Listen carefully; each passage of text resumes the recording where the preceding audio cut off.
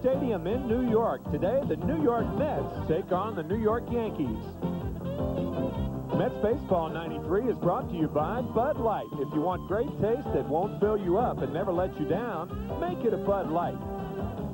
By Lexus Luxury Automobiles, the result of a relentless pursuit of perfection. By Chemical Bank, when you're playing home and away, do it with the Mets MasterCard, only from Chemical Bank. By Macy's, we're a part of your life. By Coca-Cola, always Coca-Cola with the Mets. And by the New Jersey Bell Yellow Pages. No other book can match it, a Bell Atlantic company. Pitching for the Yankees this afternoon, Jim Abbott. In 1992, he was 7-15, a 2.77 earned run average. And for the Mets, Sid Fernandez. Sid, the best pitcher on the Mets staff last year. He was 14-11, a 2.73 ERA.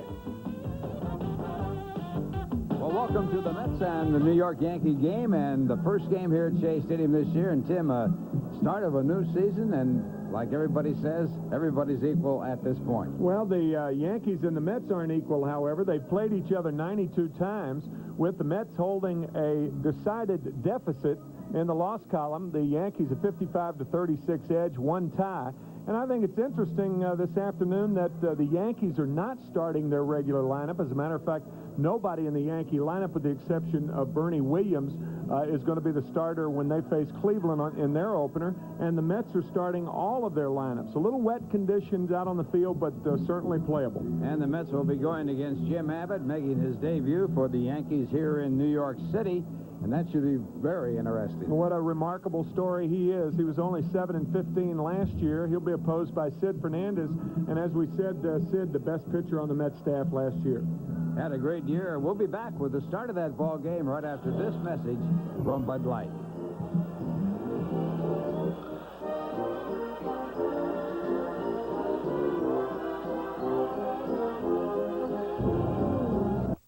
When I'm on the job, there's no mistaking which team I pull for. But on the town, I show my Mets colors with this, the Mets MasterCard from Chemical Bank. It gives me all of MasterCard's advantages, plus a great lineup of special Mets benefits. Jeff, about that pitching rotation. The Mets MasterCard. Hey, Jeff!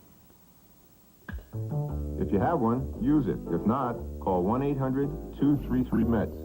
Back to Shea Stadium, where we await the start of the Mets-Yankees game this afternoon at Shea. And our guest, very appropriately, Jeff Torborg, the manager of the Mets. And, Jeff, were you satisfied with the way things went this spring? Tim, I really was. You know, the weather has been crazy. I know it's been terrible back here, but it was raining most of the time over the last 2.5 weeks down in Florida. But we got a lot of work done, and my main concern coming out of spring training was that we started to see 15 surgeries last year. And I think starting it, our idea was we didn't worry about wins and losses down there so much. We worried about getting guys ready, and I think we pulled it together this last week. I guess the most important guy, if you'd have to name one, was John Franco and his rehabilitation. Yeah, it really was. That was a concern for me because of that surgery, and he had never had surgery before, and responded to it was a major concern of ours, and we were very, very conservative. Mel said that he wanted to take it so easy with John. In fact, to follow up on that, we threw him before the game. He was throwing in and didn't sit around in the cold, but he's made great strides. Obviously, you're looking forward to the season, but this has to be a very difficult time for you and for all managers in the major leagues because you have some decisions to make. Yeah, it's never fun. You know what it's like having been through the game as long as you were, and sometimes you have to make decisions that concern people's lives. We have to make one tomorrow. We've got to get down to 25, and we have to make a decision tomorrow between Tim Bogart, the infielder, and Paul Gibson, the left-handed pitcher, which would give us 11 if we decided to go that way. All right, Jeff, thank you very much, and the best for a successful season. Tim, I appreciate it. Thanks. We'll be right back for the start of today's game right after this from Nobody Beats the Wiz.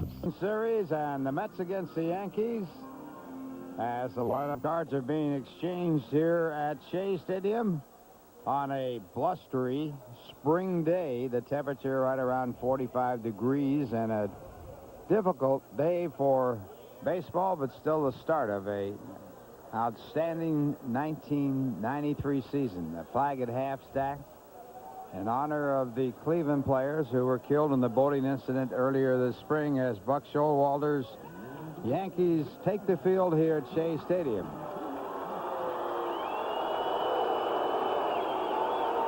And the Mets, with what will be their starting lineup for the opening day game on Monday, when the Mets open up against the Colorado Rockies. But not so the New York Yankees. We mentioned Bernie Williams was in there. Well, he was a late scratch, so none of the Yankees players that are in the starting lineup are scheduled to start during the season. Frank Howard, an ex-Met manager, as a matter of fact, and Buck Showalter looking at the outfield before the game. And that is a new side in the outfield. You may remember the concert last year, well, concerts actually, when Eric Clapton and Elton John fans tore up the outfield. Well, the outfield was resodded, and it's about taken hold, but not solidly. So there could be some bad footing. 90,000 square feet of new side put in here after those two concerts. The last time this field was resodded was 1989, when they had the Rolling Stones here at Shea Stadium, and they had to resod at that time. The starting pitcher for the New York Mets, Sid Fernandez, with a record of 14-11 last year, an earned run average of 2.73 this spring. He was 1-0 in 4 game starts. This will be his 5th game start of the spring training season. Here's the lineup for the New York Yankees. Mike Humphreys was initially slated to be the left fielder. He'll start in right field this afternoon.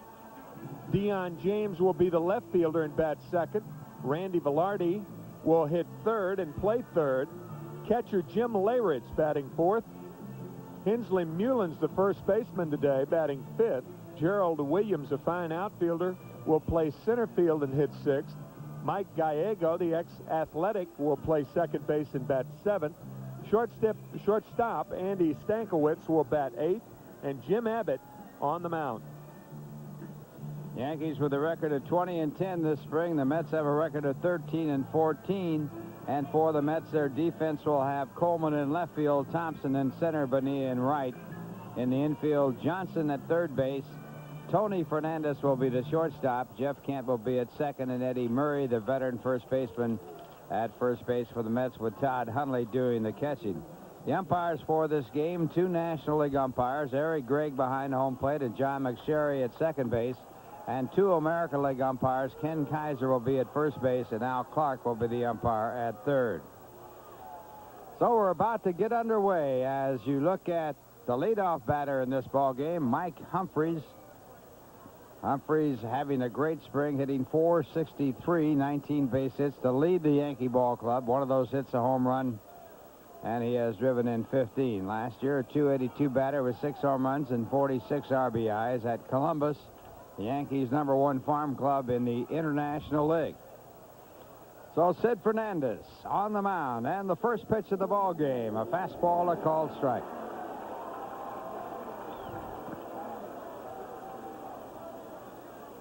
Humphreys playing in right field, originally scheduled to be the left fielder, and the Yankees making that late switch. Another fastball, 1 ball, 1 strike. Humphreys led the International League in stolen bases last year. He has fine speed. He's a good player, coming to the Yankees a couple of years ago for Oscar Ozokar. And strike 2, all 3 pitches. And no swings at all by Mike Humphreys. 1 ball, 2 strikes. Yankees as a team hitting .269 this spring. They had 13 home runs. The Mets as a team hitting .267 with 20 home runs in the spring training season. And the fastball, the first out of the ball game. 45 degrees here at Shea Stadium at the start of the ball game. And 1 away, and the batter coming up, Deion James.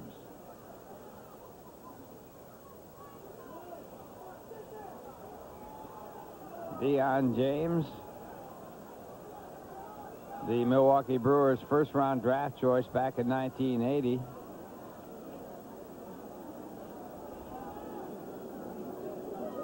And And he gets the first curve of the ball game from Sid Fernandez, a beauty for a called strike. I don't know about you, Ralph, but whenever we used to go north, there was a problem with timing as far as your hitting was concerned. You hit the cold weather where you feel like Godzilla, you're so strong. That's true. And it's a timing apparatus where you almost have to slow your swing down. You can't jump out there with the bat. There are an awful lot of balls that are hit off the end of the bat first 2 weeks of the season. That cold weather really rejuvenates you as you have spent that hot weather session down in the warmer states that they use for spring training. Deion James hitting .234 this spring, 11 base hits, none of them home runs. He drove in 5. And Sid Fernandez with the count of 1 ball and 2 strikes. James also spending some time in the National League, as a matter of fact.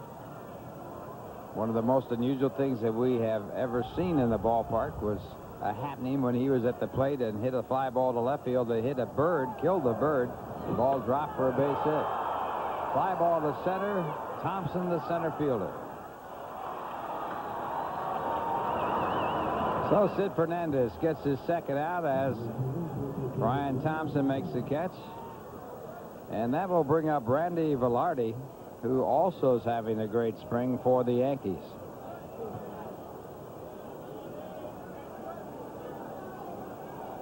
Velarde last year played 6 different positions for the Yankees, hit .272 with 7 home runs, 46 RBIs. This spring he hit .413, leading the club with 19 base hits. Velarde, with no home runs, did drive in 10. And he hits it hard at the shortstop, Tony Fernandez. The throw to first, and the Yankees go in order. A 1-2-3 inning for Sid Fernandez, and the score at the end of 1/2 inning. The Yankees nothing, the Mets coming up, and here's a word from Bud Light. For the Yankees, acquired from the California Angels, 7-15 last year. He led the American League in earned run average at 2.77. And making his first appearance ever against the New York Mets. And the lineup for the Mets as advertised, all of their regulars. This, presumably, unless there's an injury, will be the starting lineup on Monday against Colorado, the 2:10 game. Vince Coleman, the left fielder, hitting leadoff. Shortstop Tony Fernandez batting second, and Eddie Murray batting third. Bobby Bonilla will hit fourth and play right. Third baseman Howard Johnson batting fifth, and Jeff Kent hitting sixth. Brian Thompson, the center fielder, will bat seventh. Todd Hundley, the catcher, eighth, and Sid Fernandez, ninth. Defense for the Yankees, Deion James in left field, Gerald Williams in center, Mike Humphreys in right. Velarde at third base, Stankiewicz at short, Gallego at second, and Mullins is at first base. Jim Leyritz, and he puts down the sign for the first pitch. It's ball 1. Vince Coleman, the lead it off for the Mets. Coleman on the disabled list the first 2 years with the Mets, 5 different times. Hitting .235 this spring, and the pitch for a ball, and it's ball 2. Well, you just watched that live arm of Jim Abbott coming to the Yankees during the offseason. But there are an awful lot of right-handed batters on which he pitches inside. He can break some bats. Eddie got him on the hands right there with that pitch as he comes inside, and Coleman grounds out. Most amazing, the dexterity of the pitcher, Jim Abbott. Born with the deformity in his right hand, he shifts the glove to his left, takes the glove off, and throws out Vince Coleman. You know, he almost led the American League in fielding last year. 46 chances, no errors. Only Ben McDonald of the Orioles was better. Remarkable. But you know, the thing is, he doesn't consider it remarkable, doesn't want anybody talking about it, about being remarkable. It's only remarkable to people who were born with 2 hands and 2 arms. Of course, back in the years of the war in 1944, one-arm ball player named Pete Gray played for the St. Louis Browns. There have been some one-arm pitchers that pitched going back into the 1800s. never anybody with the success that Jim has had, however. Not even close. No. 2-0 the count to Tony Fernandez, acquired from the San Diego Padres. Abbott in 29 game starts last year. And he gets a strike, and it's 2-1. Had 7 complete games, a record of 7-15 for the California Angels. Fernandez with the San Diego Padres last year. A major part of his career with the Toronto Blue Jays. Hitting .271 this spring with 13 hits. Off the hands and fouled back into the stands. 2-2.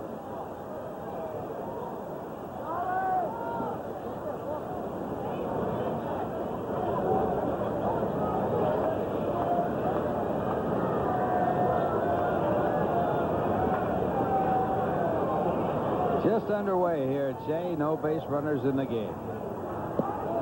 Beautiful pitch. And Fernandez struck out. That is that biting slider inside, and we talked about how Abbott likes to come inside on right-handers. Boy, that is a nasty pitch right there. Looked a little like a Steve Carlton slider, didn't it? Exactly what I was thinking. Steve Carlton used to just bury you with that inside slider to right-hand batters. And that'll bring up Eddie Murray. Murray with a very good spring, hitting .351.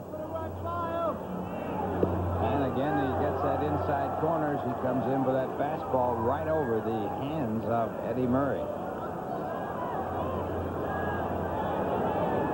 That ball looked a little inside. The home plate umpire, by the way, Eric Gregg, who missed all of last season, had some weight problems, and it is certainly nice to see Eric back on the field where he belongs. And the breaking ball. Murray out in front of it, pulls it foul, strike 2 the count. Abbott has not given up an earned run in spring training. This is his 5th game start. He's worked 19 innings coming into this game, allowing just 15 hits, no home runs, and no earned runs. Opposition hitting .205 against him this spring as he misses with a fastball, 1-2. Last season, it wasn't earned runs given up that caused Abbott problems, but it was run support. He got only 2.55 runs a game, which is the lowest by any pitcher since the DH started back in 1973. That's why he had that 7-15 record last year. Allowed only 2.8 earned runs per game in his game starts. Had 29 of those. Good control, only 68 walks in 211 innings, striking out 130 last season for the Angels. That went off the hands again, an easy chance, bobbled, and now the shuffle off is just in time as Abbott recovers to get the out, and the Mets go in order. So both sides out in order in the first inning. The score at the end of 1. The Yankees nothing, the Mets nothing, and here's a word from Foot Locker. The outfield for the New York Mets. Coleman out on a ground ball back to the pitcher, and we'll try and find out if there was a reason for that change. Here's the replay on Eddie Murray. Watch the pitcher, Jim Abbott. Fielding the ball like this, Ralph and I talking about it between innings, and you would think that Abbott, whom we've seen sparingly, would have problems fielding bunts, and that brought to mind a guy that Ralph and I both remember, Monty Stratton. Monty Stratton injured his leg and had an amputated leg and tried to make a comeback with the Chicago White Sox just after the war, and they bunted him out of the league. Monty Stratton, a pitcher for the Chicago White Sox at the time. You probably remember the movie, the Monty Stratton story, and also a book written about that. As the leadoff batter here in the second, Jim Leyritz, has a count of 1 ball and 1 strike. Jim hitting .385 this spring with 10 base hits.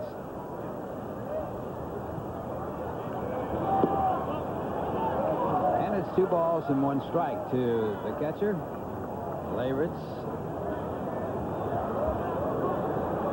Leyritz had a final month of a .462 average to end up hitting .257 for the Yankees last year in 63 ball games. Sid Fernandez misses for ball 3. Sid working a good inning, his first inning of work with a strikeout, and retiring the Yankees in order. Now behind for the first time, 3-1 to Leyritz. Walked him. So the first base runner of the game. Ralph, when Monty Stratton retired, he spent several years in another capacity outside of baseball, and then was the president of the American Legion program when I was playing American Legion ball in Memphis in the late 50s. So a runner at first base, and Hensley Mullins will be the batter, having a tough spring. Led the International League last year with 26 home runs. And he gets the slow curve for a ball. Mullins 8 for 41 this spring, hitting .195.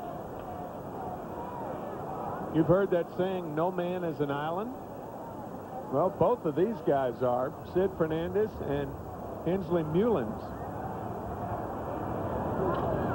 And a line drive right at the shortstop, Fernandez. No throw to first as Leyritz dives back into the bag. 1 away. Mullins, the only player ever from the island of Curacao. He is a national hero down there. And Sid Fernandez, of course, as Mets fans know, is from the island of Oahu. That's why he wears number 50. As Hawaii was the 50th state, I think, back in 1959. He also has his favorite TV program, Hawaii Five-0. As you look at Gerald Williams, last year a .285 batter at Columbus with 16 home runs, hitting .254 this spring with 17 hits. 2 of them home runs. Ground ball to third. Howard Johnson, the half hop, picks the force play, and that's all he'll get, as Leyritz is forced at second base on the ground ball. Last year when the Mets traded for Jeff Kent, there was some concern about the transition, since he had played most of his games at third base with Toronto, about Jeff's transition to second base. Well, he signed as a second baseman. Howard Johnson with the sure out, but Jeff Kent thinking too, and almost gets Gerald Williams at first base. He's a guy who has fun playing the game. He and Ryan Thompson add a lot of zest to this Met team. He's a good competitor, tough ball player, as he has a little fun with the force play at second base.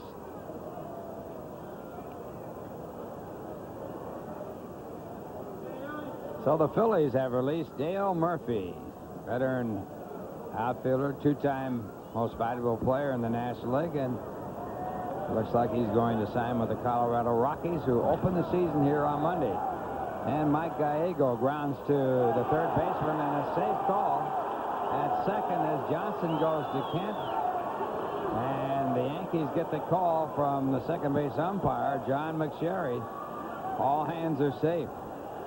Jeff Kent wanted to play. It was a very close play at second. A momentary bobble by Howard Johnson. But credit Gerald Williams for getting to second in a hurry, and on that play he looked safe. Interesting to note how Jeff Kent became a first baseman as a second baseman on that play. On the play before making the pivot, he was a second baseman trying to complete the double play, but he stretched on that, but not quite far enough. He was looking for the neighborhood call at second there. Just being in the neighborhood of the bag to get the call happens quite often at first base, but this time not at second. And now the batter, Andy Stankiewicz, and he takes the first pitch for strike 1. Stankiewicz became the first Yankee rookie last year with at least 100 hits since 1976. Batted .268 for the Yankees with 107 hits. Hitting .222 this spring with 8 hits and 36 at-bats. Yankees with runners at first and second. They have yet to have a hit in the ball game. A walk in the fielder's choice.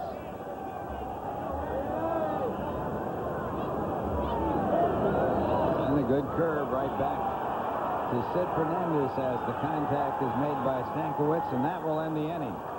So no hits, no runs, 2 men left on, and the score at the end of 1.5 innings, The Yankees nothing, the Mets nothing, and here's a word from Bud Light. Second base, and on 2 consecutive plays, the different way that he received the ball from Howard Johnson. This is with 1 out, and he attempts the double play. Watch him come across the bag, and that's what Ralph was talking about. He's not on the bag, but second base umpires will give him the benefit of the doubt, the neighborhood play. Now, this is with 2 outs. He just wants the 1 out. Now, watch him stretch like a first baseman. But they don't get the call. So we're going to the bottom of the second. No score, and Bobby Bonilla will lead it off for the Mets. On the mound, Jim Abbott working for the Yankees. And the first pitch is the fastball, a called strike.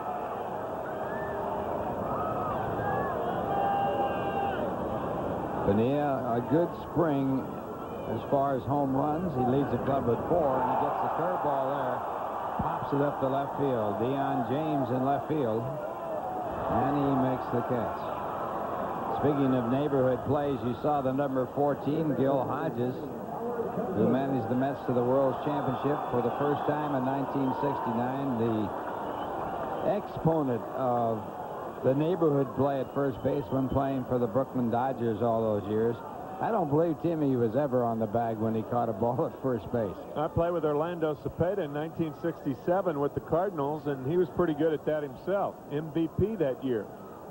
Now Howard Johnson looking for a comeback year. Hit .223 with only 7 home runs last year after leading the National League in home runs and runs batted in the year before.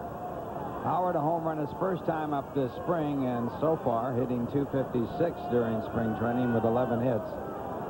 1 home run, 6 runs batted in. And Abbott missing again. 2 balls, no strikes. I think the Mets need a good year from Howard Johnson to be a strong contender after his great year 2 years ago. First switch hitter in National League history to lead the National League in runs batted in when he led the league 2 years ago. Called by Ken Kaiser, the first base umpire, as a strike. So it's 2-1 to Howard Johnson.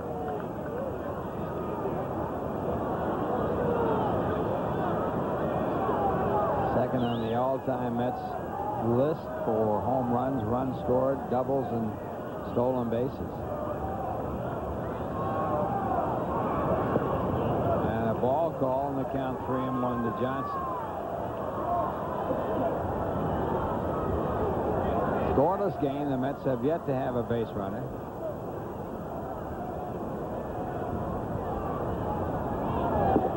There's a strike. 3-2.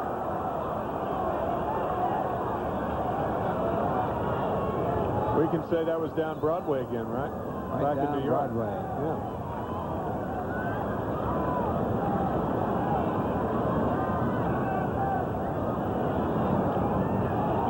It's right down 5th. We ought to change that because 5th designates east and west in the city. That's right.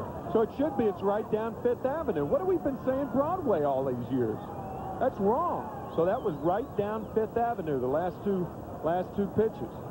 You're going to change the whole parlance. Absolutely. Now. Right down 5th Avenue. Of course. 29. So Abbott comes back from a 3-1 count to strike at Howard Johnson. His second strikeout. He's now retired 5 in a row. You know, when you take a look at Jim Abbott's motion, and once again, the truly remarkable thing about this young man is for most players to throw a ball, you have to bring the glove over to the right shoulder if you are a right-handed thrower, left shoulder if you're a left-handed thrower. That's what closes the side. But you see that Abbott brings the glove up above his head, and that is a very unusual motion for a guy who does not have a deformed right hand. It is really remarkable when you see this young man work. 1 strike to count to Jeff Kent, and it's grounded out to the third baseman, Velarde. And the Mets again are retired in orders. Velarde picks up the out at first base. The score at the end of 2, the Yankees nothing, the Mets nothing. And here's a word from the New Jersey Bell Yellow Pages.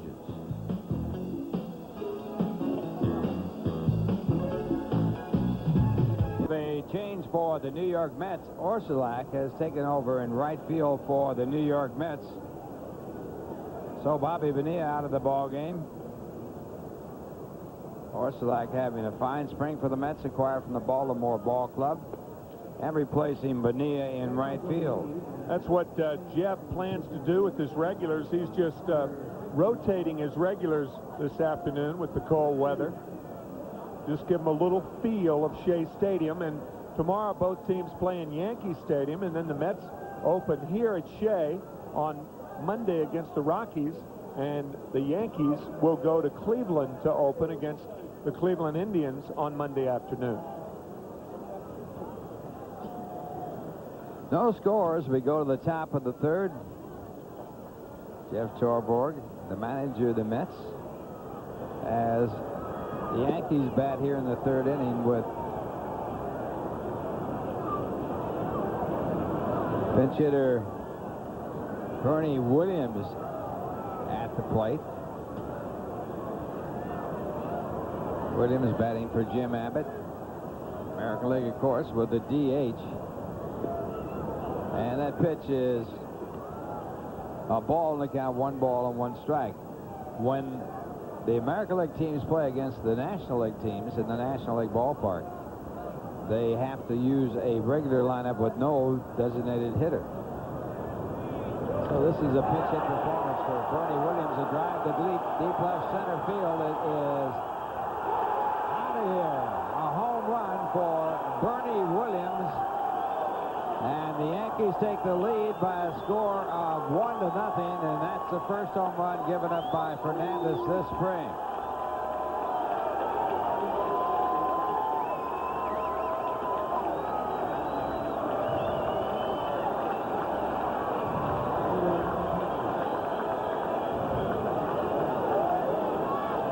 Unusual power coming from Bernie Williams. He only had 5 home runs last year and 261 at-bats. But, I mean, he really cranks this one just over the outstretched glove of Dave Gallagher. So the first hit of this game by either team, and it's a home run. The Yankees leading 1-0 as Mike Humphries takes the curveball. It's a called strike. Humphries struck out his first time up.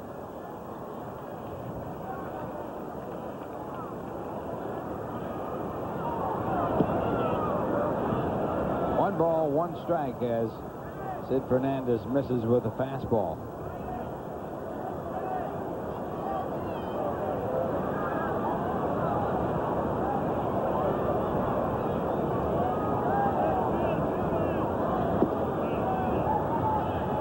Two balls, 1 strike.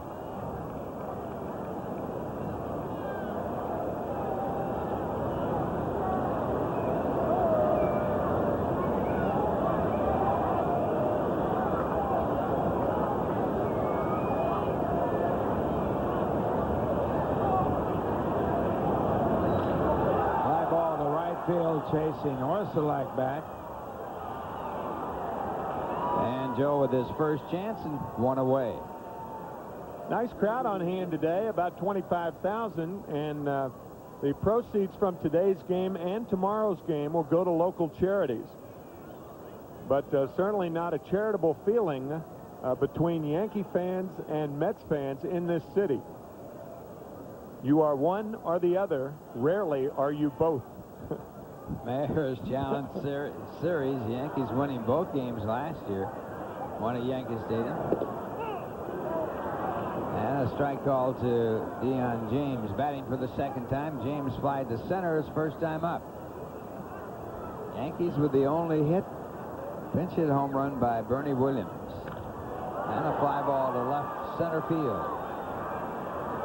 And again, Dave Gallagher. Ralph, we talked about Jim Abbott's motion and about how he goes over his head to throw. Now, once again, this was Jim Abbott and his wind-up. See how he looks down, has the glove over his head. Well, this is Sid Fernandez's wind-up. Rarely will Sid bring the glove over his head for leverage. He keeps his hands out in front.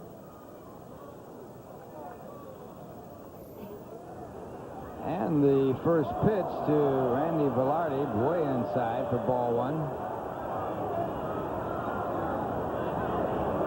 Last year, Fernandez with a record of 14-11. The opposing batters hit just .210 against him. Third best at holding hitters to the lowest batting average. And the fastball fouled away. Throughout his career, he has given up 6.68 hits per 9 innings. That is the lowest career rate in National League history with a minimum of 1,000 innings pitched. Remember, people like Sandy Koufax included. Amazing. 1 ball, 1 strike to count. Bob Gibson, Steve Carlton. And the fastball fouled away. Sid also very low in strikeout average per game. Last year, second in the National League with the average of 8.1 strikeouts per 9 innings. Struck out more right-handers than any other pitcher in the National League, and that includes right-handed pitching. David Cohn led the league in strikeouts per 9 innings. Even though he spent some of his time in the American League, Cohn averaged 9.8 strikeouts per 9 innings. There's a strikeout. So the strikeout ends the inning, but the first hit of the ball game, a pinch hit home run by Bernie Williams. The Yankees lead it after 2.5 innings, 1-0. And here's a word from Lexus.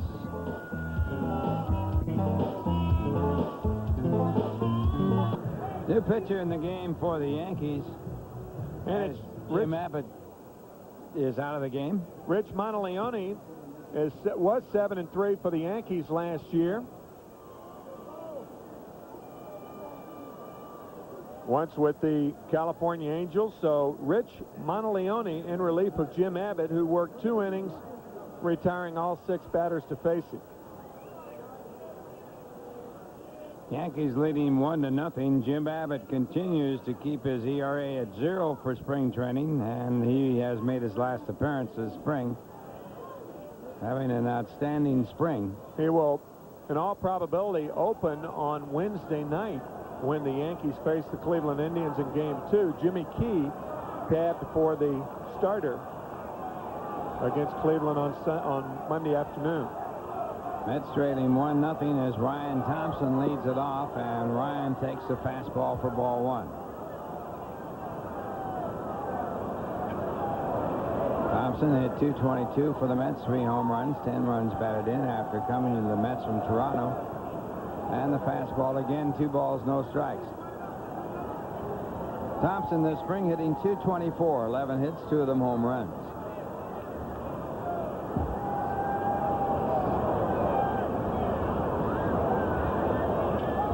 And the fastball, line fair down the left field line. It'll be extra bases. So Thompson gets the Mets' first base hit. On the line with Considine. Right on the line. Everybody remembers, if you're old enough to remember, Tim Considine, great broadcaster and a huge baseball fan. Watch this ball, right on the line with Considine. One of the interesting stories that Bob Considine told me was right. on his birthday, he was taking a cab to Toots Shores, and the cab driver says, "Don't tell me, I know who you are, but don't tell me. I'll tell you who you are, just can't think of your name right now," which he went on and on. Finally, just as he got out of the cab, he says, "I know who you are. You're Ralph Kiner." On his birthday, he was called Ralph Kiner. It ruined his whole day. That wouldn't ruin my day if I were called you. And it's Todd Huntley, and that's strike 1. Doesn't ruin my day. I'm blamed for some of the things that you said, and you're blamed for some of the things that I said. That's right. So, and it's never ruined our days before. We haven't kept a ledger of that, but sure look at Todd Huntley. Huntley, with 9 hits this spring, 2 of them have been home runs, hitting .200. He is tied for the club lead in runs batted in with 10 for the spring. And Huntley takes a fastball, strike 2.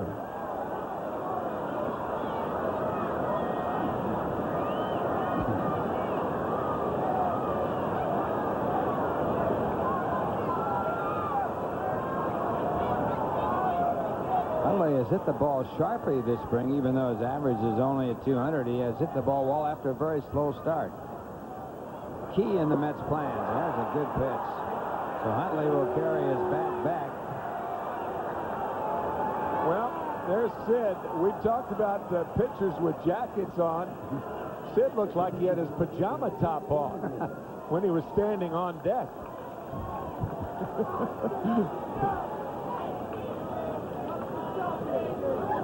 Sid with a sweatshirt on to keep warm. Why wouldn't he wear a jacket? Good question.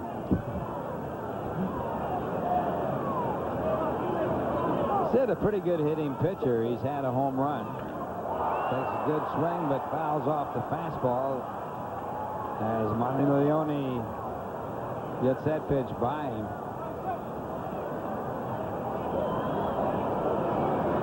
Sid got his career home run against Don Quisenberry back in 1989. Yankees leading 1-0 on a pinch hit home run. And the Mets now have the potential time run at second with 1 out. And the breaking ball called strike 2. One of the things that the Mets are trying to improve on this year is the movement of runners. A man on second, nobody out to push him to third. They were very, very bad in that category last year and the year before. Todd Hundley failing to move Thompson to third base with Fernandez coming up. And the off-speed pitch.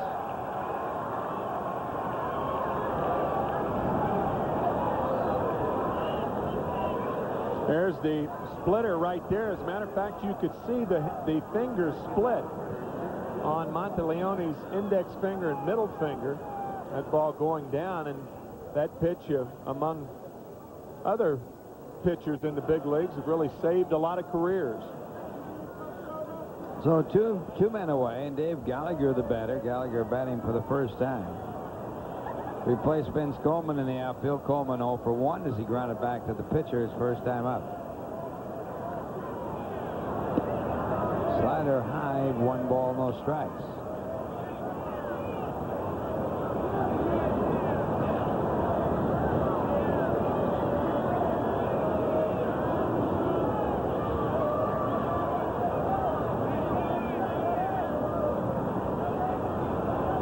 Thompson, the runner at second base. And a fly ball to left field. Going back is James, and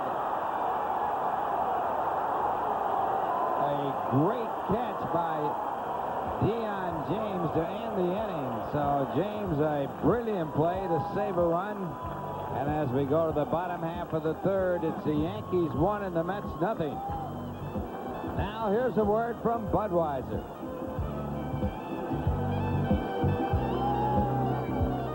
1-0, and the Mets turned away on a brilliant play by Deion James as he catches the line drive.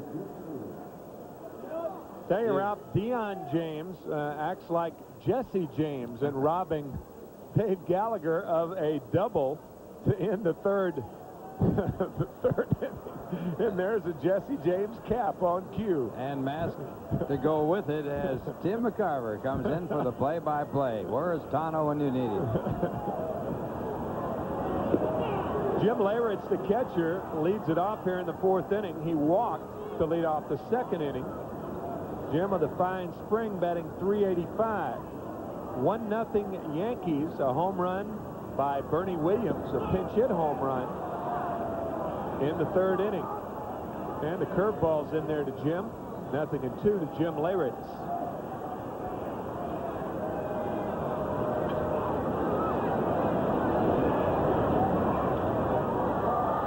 Now you want your stiff front leg when you swing, but Jim Leyritz has a stiff front leg before he swings. You see most of the hitters hit against that front leg that stays out in a straight manner, and look how he sets up right there to have that leg in a straight position. Down on strikes, 3rd strikeout for Sid Fernandez. Sid has looked strong today, as has Yankee pitching.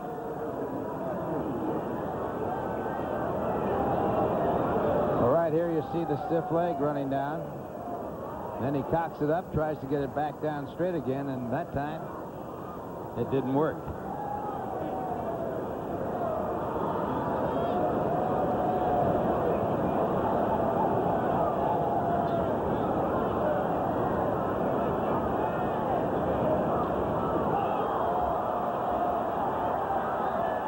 Popped up right side, and Orsulak will make the catch. Ball hit to the right side by Hensley Mullins. There are 2 outs here in the 4th inning.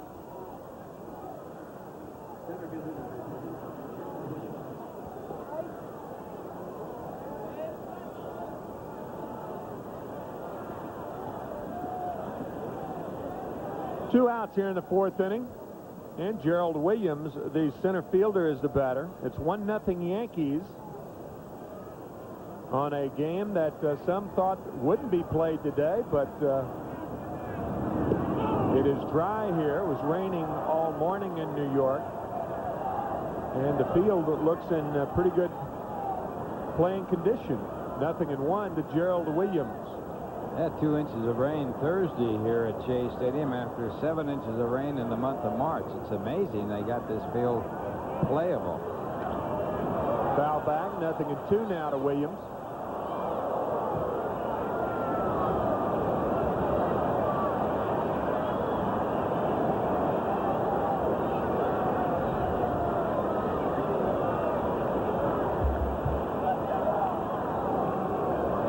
Gerald also with that stiff front leg, but an open stance.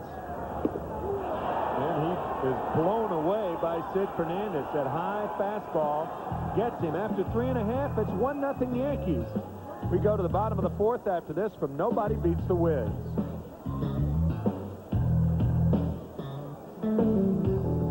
The Yankees here in the bottom of the 4th inning. First game at Shea Stadium this year.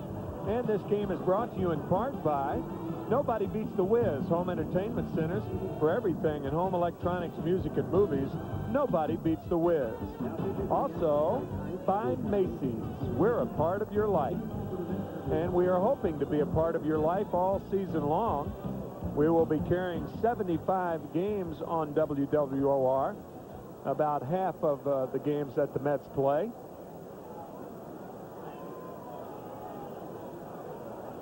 And Tony Fernandez leads it off. The slick fielding shortstop is 0 for 1. He struck out against Jim Abbott in the 1st inning.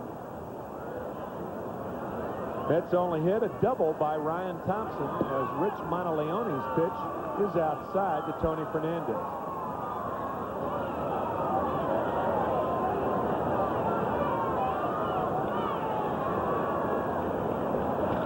Ground ball towards second. Mike Gallego throws out Fernandez. And a homecoming of sorts for Fernandez here in New York City with the huge Hispanic population in the city. As I said, Monteleone, it's Scott Kamenecki who is on the mound for Rich Monteleone. So the 3rd Yankee pitcher it looks like we'll be using and seeing the staff today for the Yankees. He is the 3rd pitcher in 4th inning and was a roommate of Jim Abbott's in college at the University of Michigan from 1986 to 1988.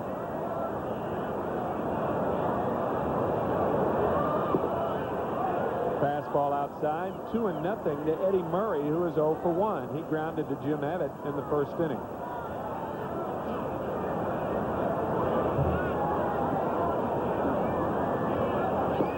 Outside corner, strike 1.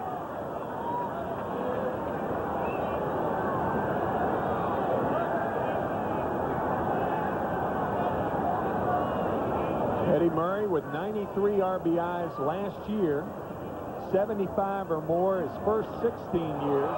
He loops this one to left field, and Deion James makes the catch. 2 outs here in the 4th inning. Only Henry Aaron, with 19 years of 75 RBIs or more, has had more seasons with that many RBIs. But the difference between Murray and Aaron is Murray did it his first 16 years as a player. Looked like he broke his bat on that one. I think he just told Jeff Torborg that he had had enough. 1-0 to Joe Orsulak.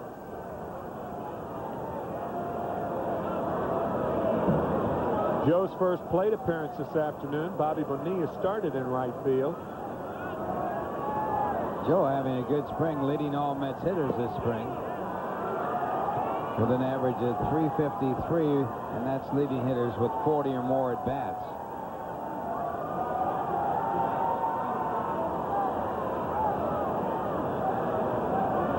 Orsulak's going to be used a lot this year, I'm sure. He has really proven that he can play a good, solid game of baseball.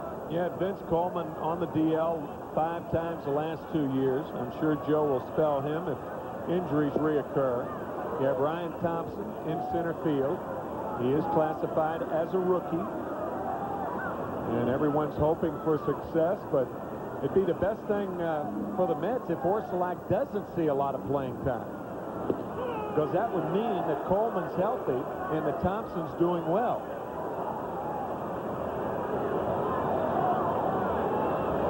Three balls, 2 strikes to Joe Orsulak.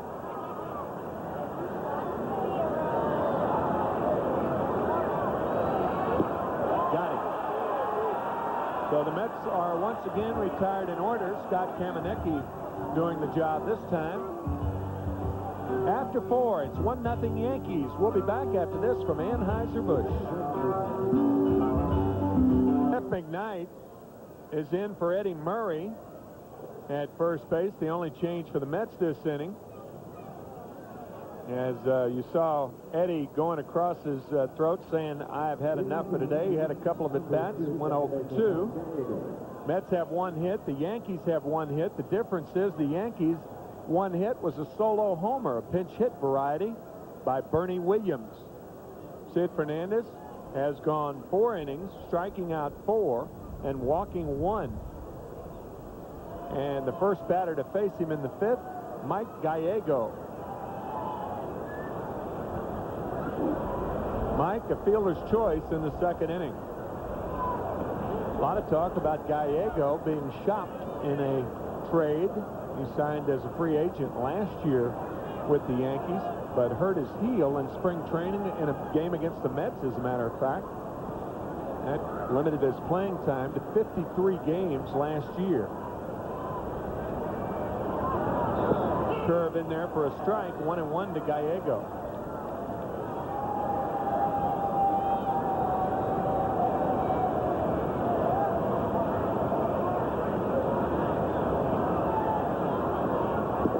Low, ball 2, 2 balls and a strike. Mets open the season on Monday. That game is a sellout.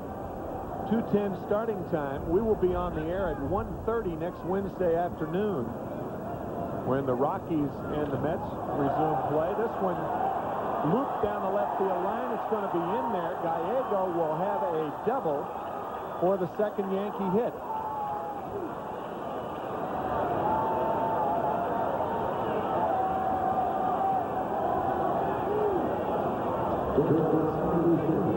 Sid has thrown 45 pitches today and about 3-to-1 ratio strikes to balls.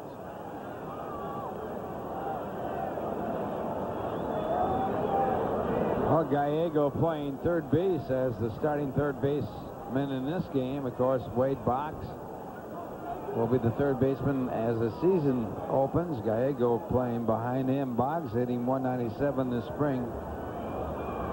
Not a very impressive spring as he comes to the Yankees from the Red Sox. With a 338 lifetime average. And a bunch of beauty by Stankiewicz, and Johnson throwing him out. Normally you wouldn't see that in the National League with the pitcher coming up, but because the pitcher will be pinch hit for by Danny Tartabull, that's why Buck Showalter, the manager of the Yankees, elected to have Stankiewicz bunt. And a good play by Johnson as he gets the out at first base. That'll go as a sacrifice. No time at bat for Stankiewicz. as it moves Gallego over to third. And the pinch hitter, Danny Tartabull, for the Yankees with the infield in.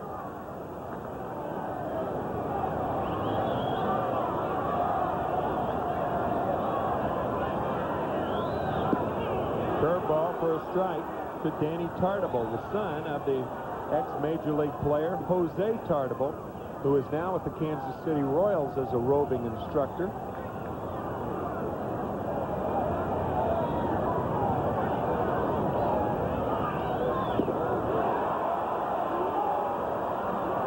High cheese, 0-2. Tartabull this spring hitting .204. Last year, .266 with 25 home runs for the Yankees. He had 85 RBIs and 421 at-bats.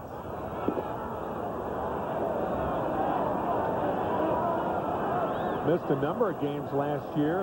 Yankee fans would remember when his wife incurred some difficulty in her pregnancy. I think he was on a leave of absence on 3 different occasions. It's a ball and 2 strikes to Danny Tartabull. Inside, ball 2, 2-2.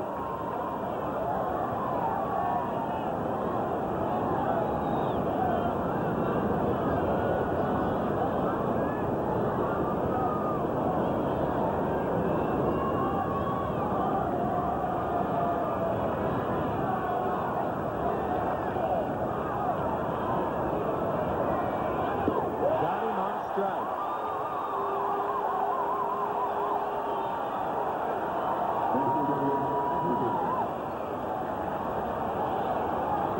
Well, Sid, with his patented fastball, he does not throw at a high rate of speed. Very deceptive as he hides the ball. He's been clocked around 91, 92 miles an hour, which is fast, but not blazing fast. Very, very strong in the strikeout department. Right fielder Mike Humphries takes a breaking ball outside. Gallego still at third base. It's 1-0 Yankees.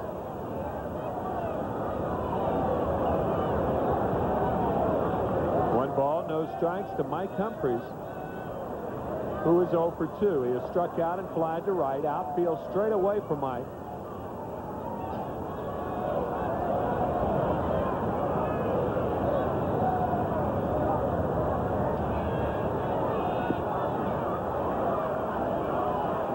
Two balls, no strikes to Mike Humphries.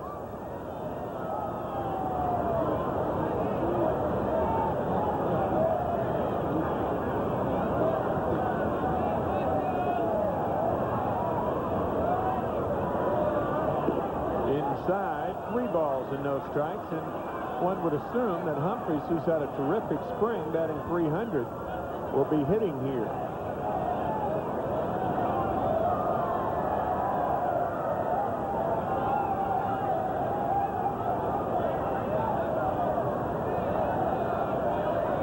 Nope, he's taking 3-1 now to Mike.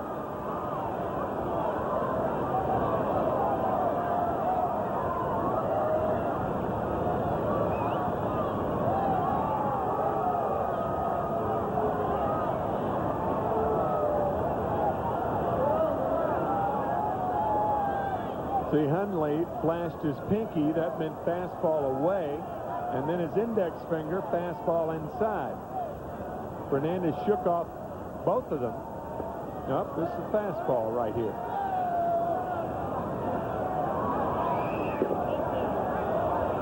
And Humphries draws a walk. When you're behind in the count, a guy like Fernandez does not throw to spots in that he doesn't throw to the catcher's mitt, but to the 4 corners, the 2 shoulders, the points of the shoulders, and the 2 shin guards. That kind of opens up the area. You don't throw to the glove, but just throw to the bigger area. See the 4 points, the shin guards and the 2 shoulders. And he gets that outside upper corner and doesn't get the call from home plate umpire Eric Gregg. We have a new toy in the booth this year, and it's a telestrator, and we'll try to show you what we're talking about after this pitch as Deion James is up, and he lifts one to right field. and we'll have to wait till next inning for the telestrator. Our debut was delayed by one pitch. The Yankees don't score in the 5th inning. A fine job by Fernandez through 5. It's 1-0 Yankees. We go to the bottom of the 5th after this from Lexus. We were talking about the last inning. To widen the strike zone for Fernandez, the 4 corners were here, the shin guards. So you pitch into the shoulder points and the shin guards. That gives the pitcher a bigger area to which to throw rather than just the catcher's mitt right there. And Sid Fernandez eventually walks him. But that's the thing about Sid. He pitches to a bigger area, especially when he's behind in the count, because he can blow you away. John Habian, a new pitcher and a new announcer, too. Ralph Kiner. Okay, Jim, and Habian, the 4th pitcher used by the Yankees. And he'll be working to Howard Johnson, who has struck out his first time up. Howard fouls off the fastball. Jim Abbott, the starter, worked 2 innings, gave up no runs on no hits. Monteleone, the second pitcher, worked an inning, gave up 1 hit. The Mets only hit. Scott Kamenecki working the 4th, and now John Habian. Howard Johnson batting for the 2nd time as the Mets trail 1-0. 1 ball, 1 strike.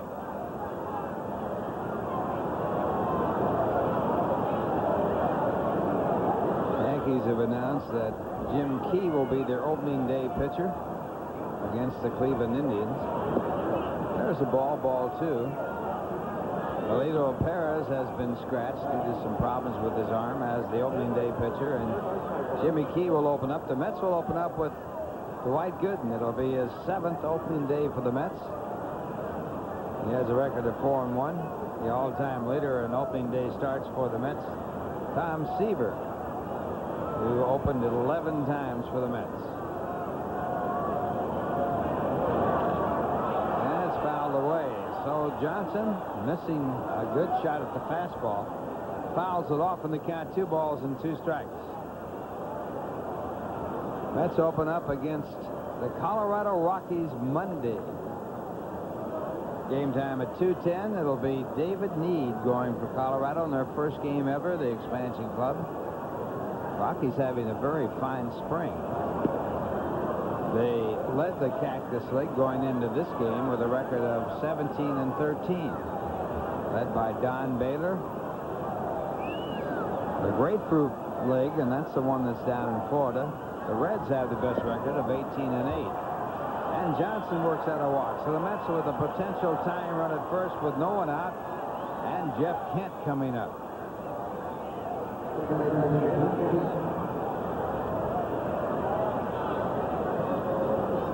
Kent rounded out his first time up.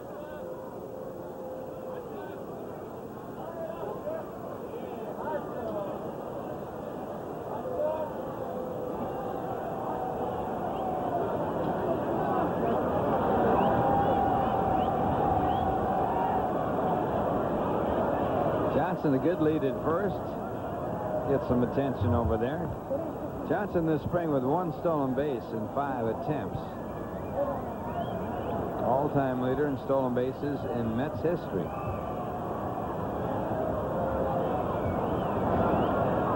it's tapped out to the first base side. Only 1 play, and that's at first base. And on the out, Johnson goes down to second.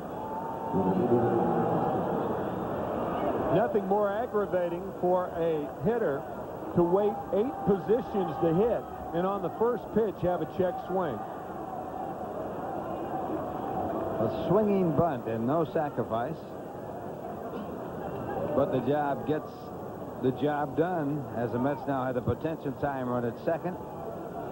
And Ryan Thompson, the batter for the Mets. Thompson with the Mets' only base hit, a double down the left field line that was off of Monteleone.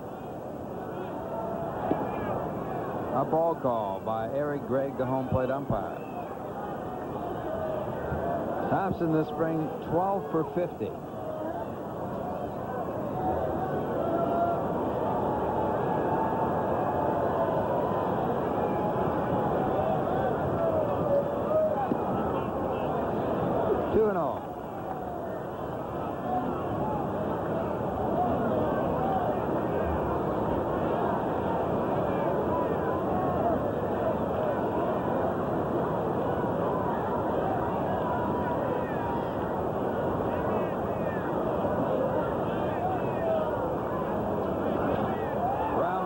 shortstop, Stankiewicz. Johnson holding at second base on the out. The catcher, number 9, Todd Hundley. Stankiewicz picking up the assist, and now with 2 men out, the batter will be Todd Hundley. Hundley struck out his first time up.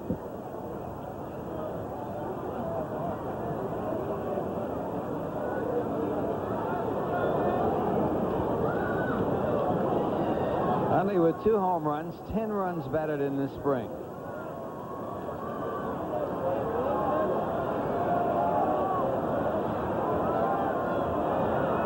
And the fastball he called strike.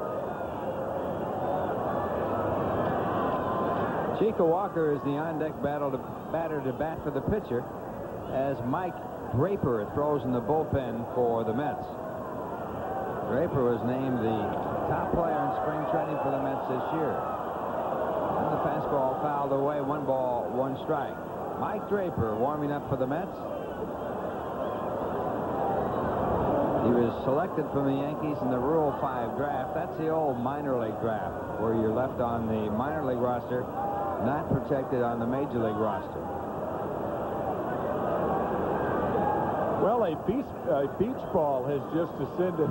Now, that had to come from Florida because New York weather has not been good enough for a beach ball to be out yet and inflated. Most of the beach balls in this area, I'd have to say, are deflated. 1-2 the count. Might have come from California with the weather they had in Florida this spring. Yeah, that's right. It's that kind of day. 44 degrees at game time.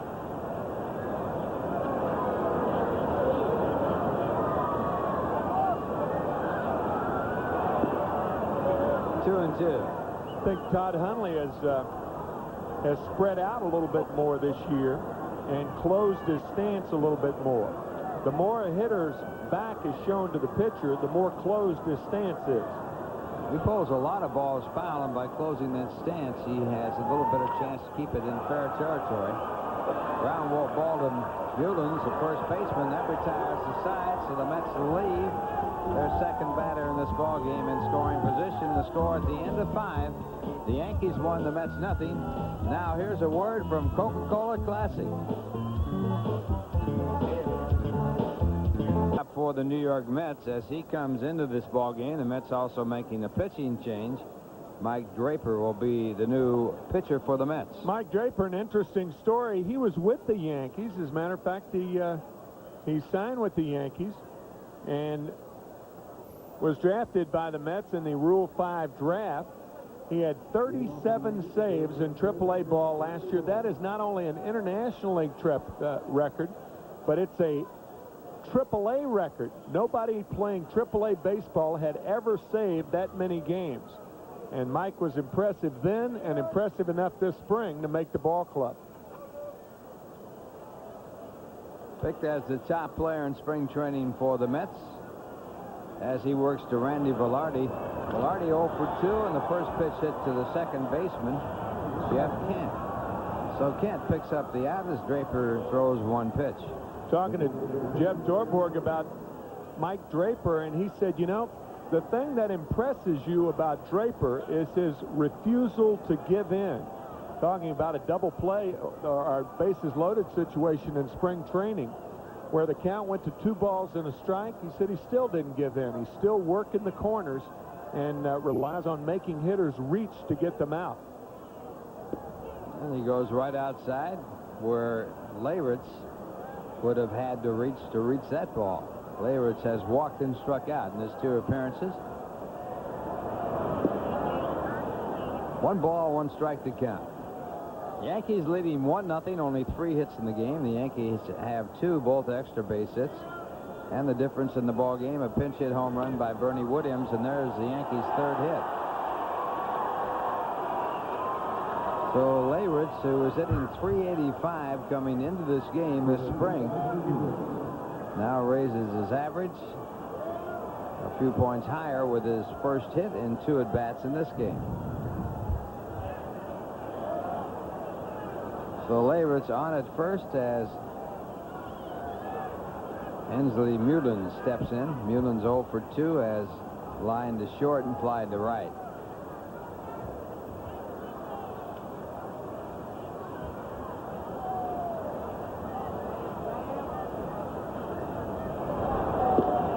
Breaking ball for ball 1.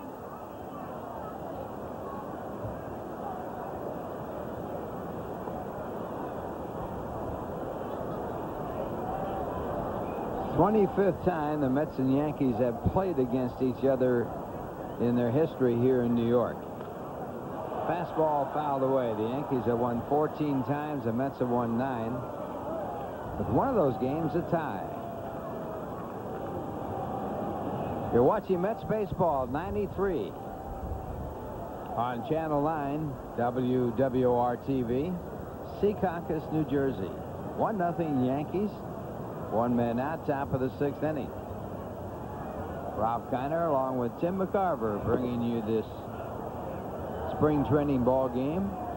Our last broadcast before the season opens on Monday.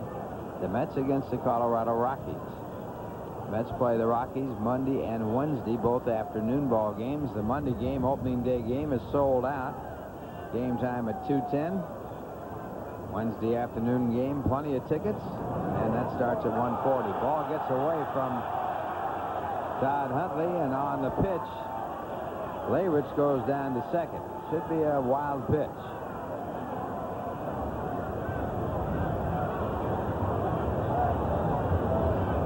Looked like a slider, and sometimes a catcher will get his arms in between his legs, and that will cut down on his mobility.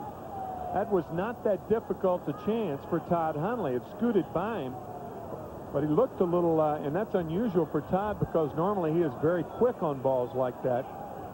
But it stayed down and scooted by him. So they count 3-1, and a runner in scoring position. 3-2. Mets will conclude that first homestand with 3 games against the Houston Astros. They'll play Houston Friday night, Saturday afternoon, and Sunday. Tickets are available for that last series. First night game Friday, day game Saturday, and a day game Sunday. Walked him. So now runners at first and second on the walk. 1 man out, and Gerald Williams about it.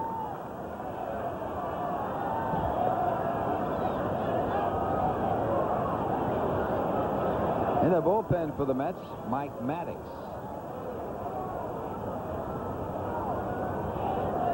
Jeff Torborg's remarks before the game. John Franco throwing before the game. He will not appear in today's game. Maybe tomorrow, but Jeff telling us before the game that John tuning up for the season and delighted with his progress this season after the rehab, after the surgery last winter. Popped up and out in right center. Kent makes a good play. No infield fly rule called there.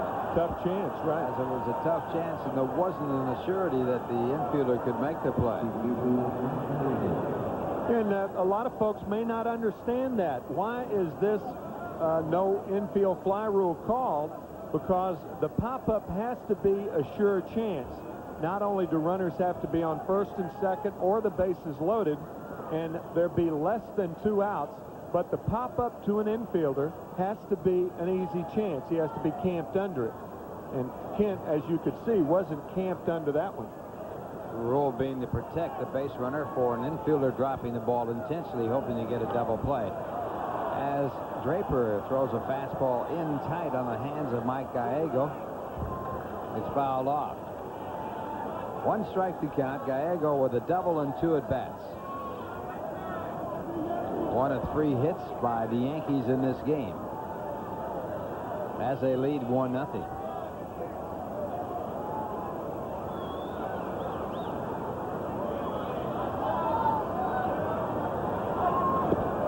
Another good fastball. Strike 2 the count. You see how Draper is moving the ball in and out, though. That ball inside the inside corner. But he loves to work on the outside and inner parts of the plates. He rarely throws the ball down the middle of the plate. That ball really tying Gallego up. So Draper with a 2-strike count. See how tough he comes with this pitch. It's a pitcher's pitch. Tries the breaking ball. Tries to get Gallego to go after it. Misses. 1-2.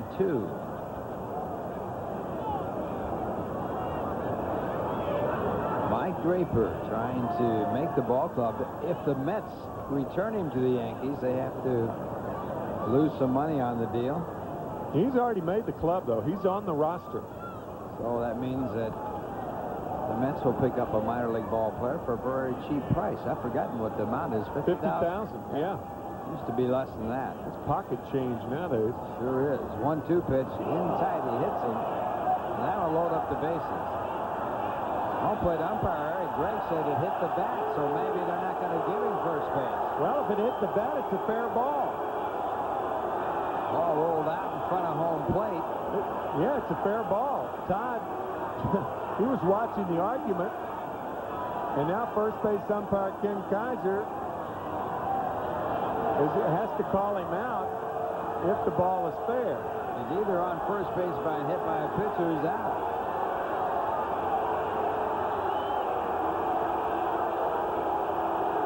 Yeah, it's a tough thing. It probably hit him, but Eric's already made the call, and Eric's kind of explaining that. And Ken Kaiser's got to call him out. Gallego mad. You don't want to get mad in a spring training game, but what makes it probably madder is that he's going to be out and his arm's hurting at the same time. I think that warrants an argument anytime. Well, he's got the bruise to show for it. There he's trying to say, hey, it hit me right there underneath that tape. Let's cut it off and show. Yeah, they're going to cut the tape off. You can't do that. The Mets are leaving the field. They're taking the decision of Eric Gregg, who said that ball did not hit him on the arm, but hit the bat. And if it holds up, that will end the inning.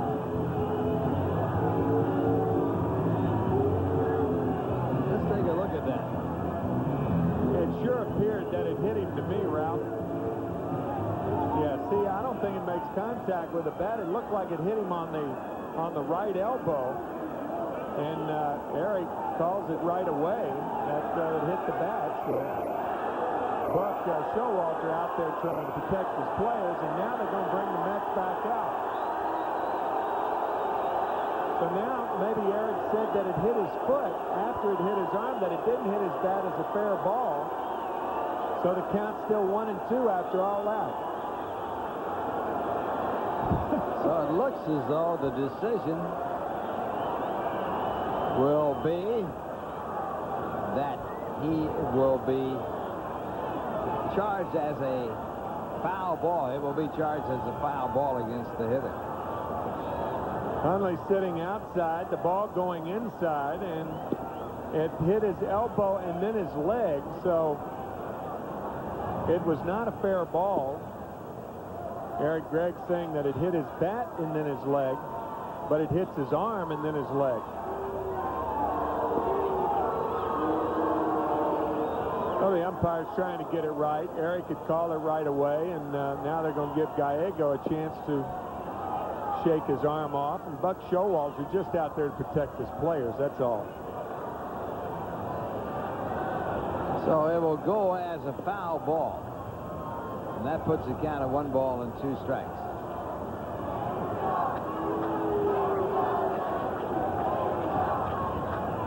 Gallego missed 98 games last year with injuries. And Showalter does not want to lose him again, obviously. Impressive young manager. Youngest manager in the major leagues. Buck Showalter, the count 1-2 on Mike Gallego. Runners at first and second, 2 men out. 1-0 Yankees. That will get him. So after a prolonged stay at the plate, Mike Draper picks up the strikeout to end the inning. 1 hit, 1 walk, 2 left. The score at the end of 5.5 innings. The Yankees won, the Mets nothing. And here's a word from Lexus. For Mike Gallego, And also a new pitcher for the Yankees, a veteran of many, many years, most of them in the National League, Neil Heaton. Now pitching for the Yankees, number 53, Neil Heaton. Neil signing with the Minnesota Twins. He's from the shadows of Shea Stadium, from Long Island. Then he went to the Montreal Expos. And then signed with the Pirates in 1989. Actually traded by the Expos to the Pirates for Brett Gideon. And then traded by the Pirates to the Royals for Kirk Gibson in 92. And Kirk Gibson, after retiring for the last 5 months of last year, is back on the scene. He has made the Detroit Ball Club. Had a good spring in the power department. Back in Detroit. Detroit with a bad spring. They won only 8 games and lost 20 coming into today's action. As Tim Bogart leads it off for the Mets. Tim, a good spring, hitting well this spring. Fouls it off, strike 2. Bogart taking over for the Mets at shortstop and batting in the 9th position in the batting order. The Yankees leading 1-0. The only run scoring on a home run by Bernie Williams. That was as a pinch hitter back in the 3rd. Popped it up. It's playable. Jim Leyrich, the catcher. And Bogart is out.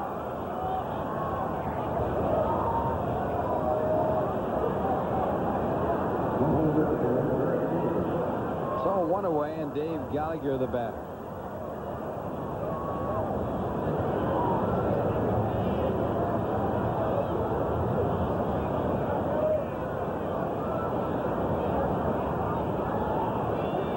Gallagher robbed of a base hit his first time up, attempts to bunt here and fouls it off. Strike 1. Mets have had only 1 hit, a double by Ryan Thompson that came back in the 3rd. Off the combined pitching of Jim Abbott, who worked 2 scoreless innings. Rich Montelone, who worked 1 inning. Kamenecki worked 1 inning. John Habian 1 inning. All allowing no runs. The only hit given up by Rich Monteleone. Down the right field line. It'll be extra bases if it's fair, and it's a fair ball. So Gallagher into second base with a stand-up double.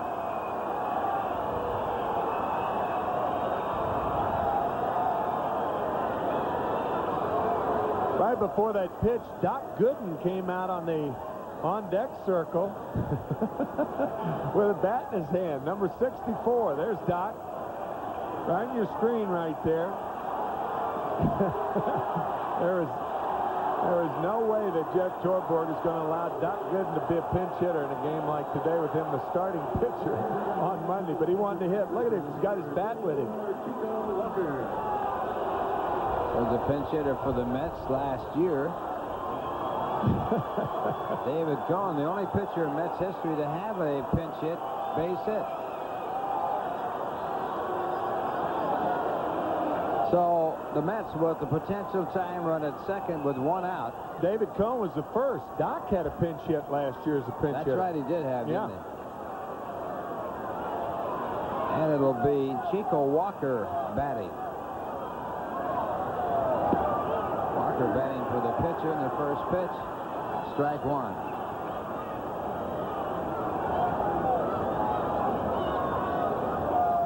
Walker this spring hitting .279, hit .279 with 4 runs batted in, no home runs.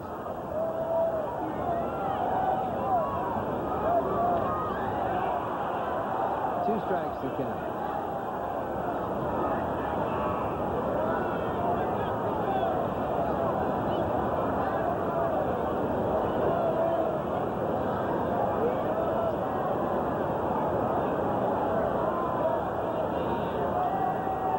Contrary to his name, Walker, Chico is a very aggressive hitter. Kind of a tough name to be tagged with, Walker, in baseball. You want a name like Jake Stryker, right? Pretty good pitcher. Yeah. 1 ball, 2 strikes. Some great names. Herb Score, Early Win. Early Win, yeah.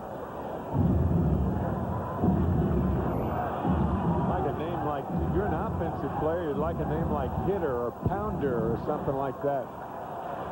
Slugger. Jake Slugger would Jake be a good. Slugger, yeah.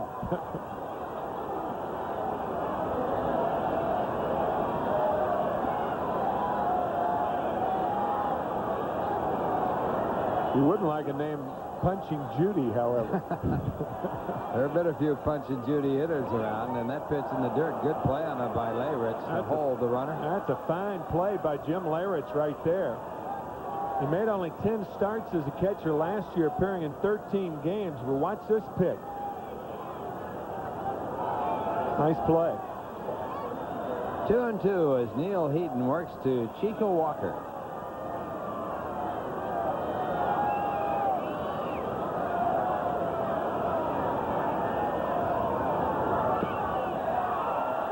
Fouled it, so the count stays at 2 balls and 2 strikes. For those of you folks who may not know, Punchin' Judy as a hitter is it's a play on the old Punchin' Judy. Where there were Punchin' Judy plays back in the 30s. Yeah. In the 30s and 40s, there were puppets. And when a hitter is called that, he's a guy who has a tendency to get balls that are, when he gets jammed, he loops one over the infield, hits the ball off the end of the bat.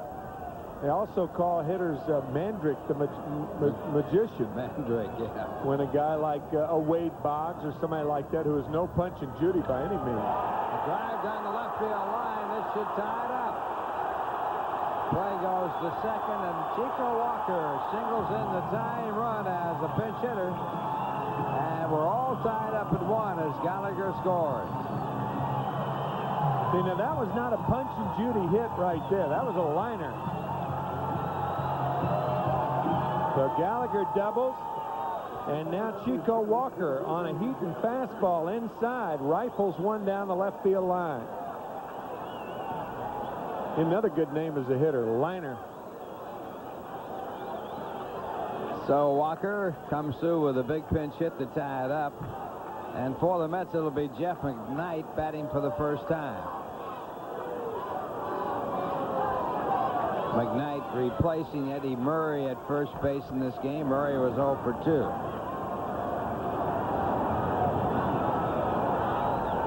Walker is a threat to steal, so he draws the throw. Heaton almost picked off Hensley Mullins, the first baseman then. I think Chico read the move better than Mullins did. McKnight, 214 batting average this spring, hit 271 for the Mets last year. Not too many at bats. There goes Walker, a big jump. No chance for Layrich to get him, and Walker steals second easily. And that stolen base was certainly against the pitcher, Neil Heaton.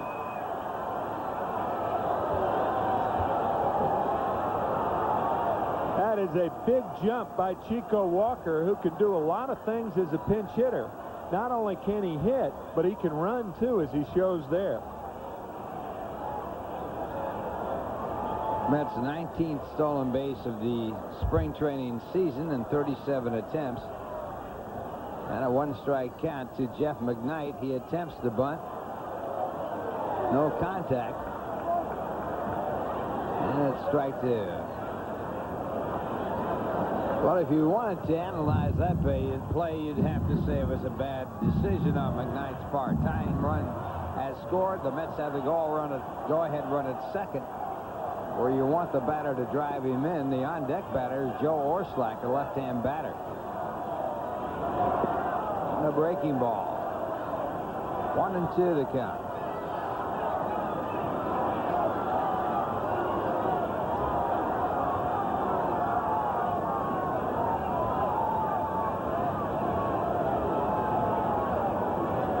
Neil Heaton working for the Yankees. 5th pitcher for the Yankees.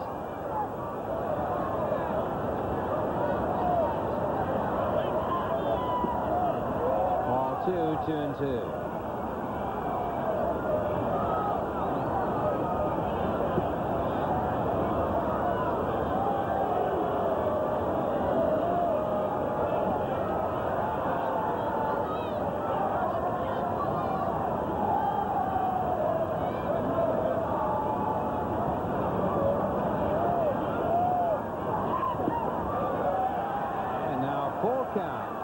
2.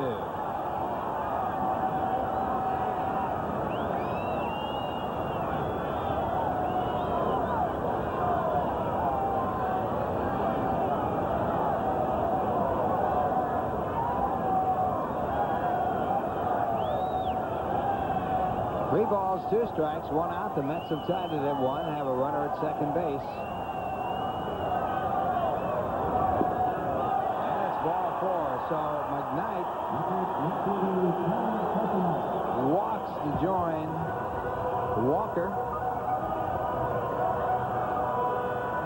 And that'll bring up Joe Orsulak. Orsulak was struck out his first time up, replacing Bobby Bonilla in right field. Bonilla flied to left in his only at bat.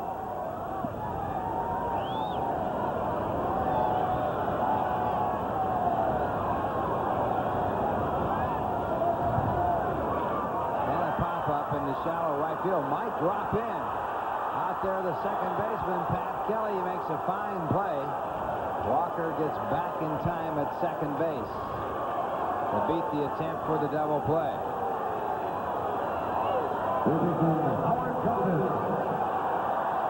See, if that ball had landed in between or among those 3 outfielders, that would have been a Punch and Judy hit, right, Ralph? Been a personal. Outstanding, exactly. Yeah, as it turns out, it's a fine play by Pat Kelly. Nice play. That brings up Howard Johnson. Howard 0 for 1 with a walk.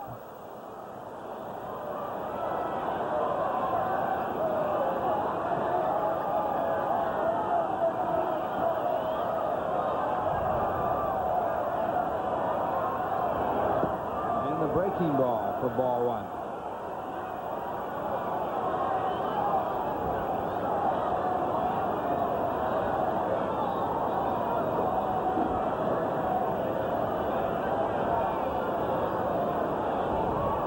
Howard struck out his first time up. That was against Jim Abbott, and walked against Habian, John Habian. Now batting for the 3rd time. 2 balls, no strikes. Good block by Leyritz.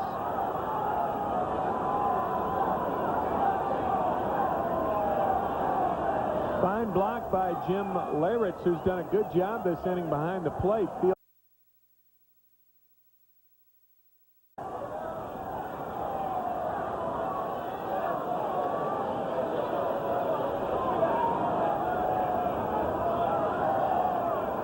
Johnson with the count in his favor. 2 balls, no strikes. And ball 3. So Neil Heaton trying to make a comeback and stay with the Yankees. Having big problems here in his 1 inning.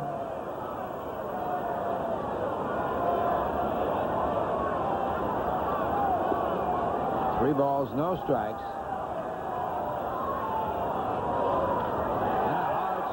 But foul. So Johnson out in front of the 3-0 fastball. Then it goes to 3-1 on the foul ball.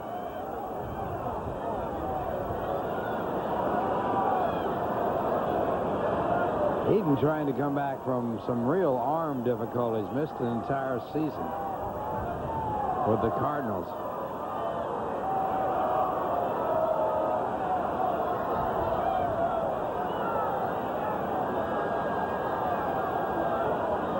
Walker, the runner at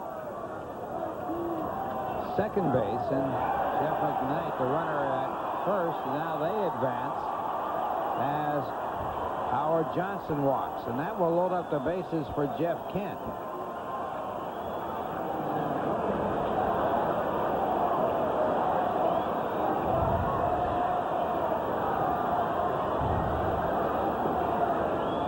Second walk given up by Heaton, and with the bases loaded, Kent batting for the 3rd time. He has grounded out twice. Ball game tied at 1. The Mets with a run in here in the 6th inning, and with the bases loaded, 2 men out. Kent, the 7th man of the bat in the inning, and this ball hit out to deep right center. A long run for Gerald Williams. He can't get to it. 1-run scores, 2-run score, 3-run score. Kent the third, and he is in there safely. So the Mets take the lead by a score of 4-1 as Kent triples in 3.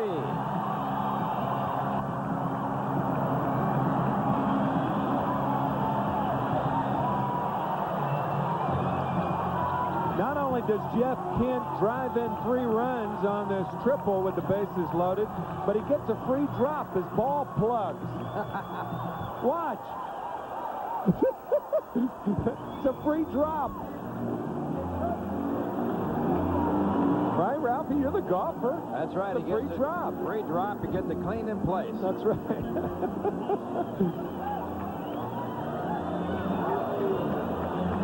Well, if Jeff Kent can do that on a consistent basis, hit the ball hard when it counts this year, it'll be a happy place here at Shea Stadium. A big, booming 3-run triple by Jeff Kent to put the Mets ahead. So the Mets leading now 4-1, and the batter, Ryan Thompson, the 8th man to bat in this inning. And a strike call. Thompson got the first hit for the Mets back in the third. The Mets had not had a hit since that hit by Thompson in the third until the base hit by Dave Gallagher to start off the rally here in the 6th inning, when the Mets now have scored 4. Thompson 1 for 2 in the game. Wild swing. Good plan by Leyritz to keep the runner at third. Strike 2 the count.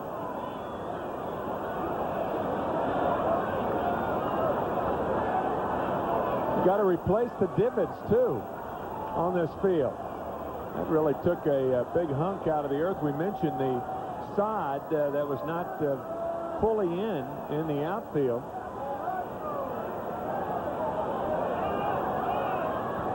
Torn up last year during the Eric Clapton and Elton John concerts. In the old days, when the Jets used to play football here, they had to re-sod the field after each football season. But then they moved, and the last time this field had a complete re-sodding was back in 1989 after the Rolling Stones had an appearance here at Shea. The Beatles have played here at Shea Stadium. Fly ball in the shallow center, and coming up is Gerald Williams. His catch retires aside, but the Mets send 8 to the plate and score 4 runs on 3 hits, and they now lead by a score of 4-1 after 6. Now here's a word from the New Jersey Bell Yellow Pages.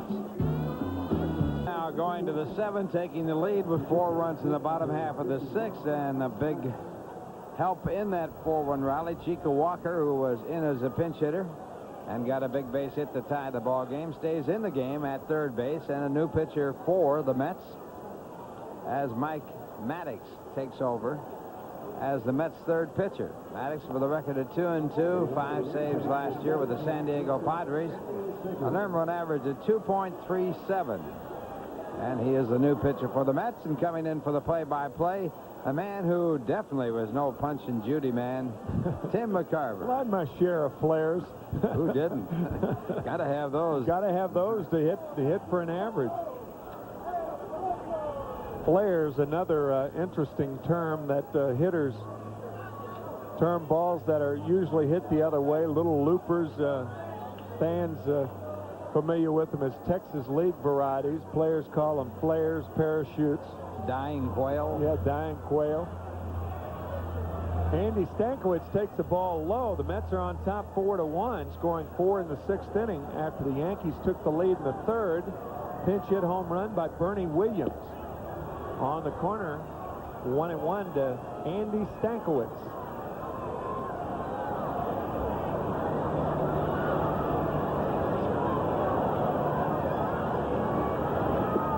Slider is low from Maddux. 2 balls and a strike to Andy, who certainly deserves a star in perseverance, spending 6 years in the minor leagues before getting a shot. And Buck Showalter, his manager, a couple of those years, so that often happens. Tap toward the left side. Backhanded by Bogart. Safe at first. McKnight thought that he had him, and he tried to decoy Ken Kaiser at first base. So we'll see how it's scored. This is the old try for a neighborhood play. Bad throw by Bogart.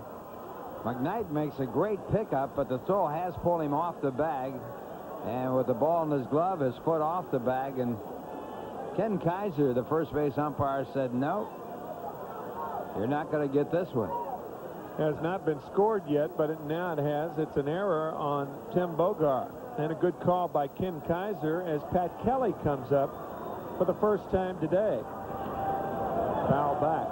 But talking about a manager, if he gets a job in the major leagues, often it is true that he has been impressed by younger players in the minors that normally wouldn't get a shot were it not for the fact that this guy is the manager. A young guy like Buck Showalter in this case.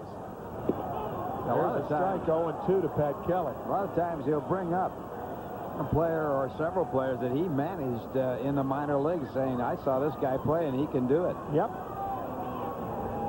Any examples of that through the years to fill the 23rd, 4th, or 5th spots on the roster. 0-2 to Pat Kelly.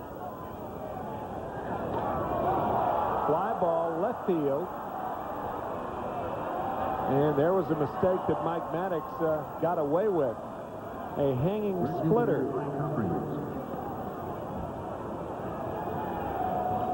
Well, not all of the mistakes that pitchers make are hit out of the ballpark. That's You'll right. hear a pitcher say, well, he hit a mistake. This is a changeup or a split finger fastball that is up, but it's popped up. Also, when pitchers say he hit a good pitch, it's not often a good pitch. Kind of like broadcasters who make mistakes, as I just did. I call that a splitter, and Mike Maddox told me about 4 days ago that he doesn't throw when he throws a changeup. Well, it looks like a splitter. But it did look like a splitter, and nowadays anything that appears to topple down, you automatically call a splitter. But I do remember talking to Mike, and I thought that pitch was a splitter, but it is a changeup.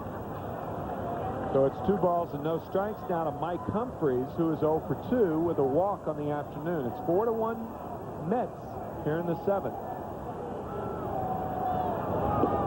I'll tell you something, Tim. I did an interview after a ball game when Doc Ellis pitched a great game against the Mets, and every question I asked him, he says, no. I said, you really had a good slider today. He says, no, I don't throw a slider. I said, well, your control was good. He said, no, it was really off. This whole thing went on like that. It was really tough and embarrassing. Those were the days when Doc Ellis was using a foreign substance, not on the ball, but in his body. And has admitted that in his book. Matter of fact, he said during his no-hitter that he used drugs back in the early 70s, and he is now a counselor. He is clean and doing a terrific job. I think he was most recently with the Texas Rangers organization. I think you're right. Could be wrong, but ground ball left side, could be 2. Walker to Kemp, double play. A left-handed punch out at first base by Ken Kaiser. 4-1 Mets, bottom of the 7th. Home stretch right after this from your Tri-State Toyota dealer. Quite a while in this game. There are no changes in this inning. The Yankees have had 5 pitchers work today. Jim Abbott started. Scott Kamenecki in the 3rd. John Habian in the 4th inning. Make that 4 pitchers for the Richmond. No, there were 5. Rich Monteleone is the one I missed. As you see, Wade Boggs bringing his .338 lifetime average to the New York Yankees, signing as a free agent this winter. 3-year contract as Todd Hundley will bat right-handed against Neil Heaton. 1-1 to Hundley. Todd is 0 for 2 on the afternoon. You wonder how much he's going to miss that left field fence in Fenway Park. As a left-hand batter, he could use that fence to get a lot of base hits, which you won't have that advantage at Yankee Stadium. Well, on the other hand, you may have the left fielder, the opposing left fielder's playing deep on him, and he may be able to sink it in front of him. Outstanding contact batter, and not a pull hitter to take advantage of the short right field fence, so he might have to change his way of hitting to compensate for the difference in the ballparks.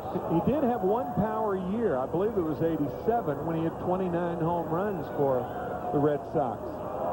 3-2 to Hundley. And Leyritz could have hurt his either ankle or right knee.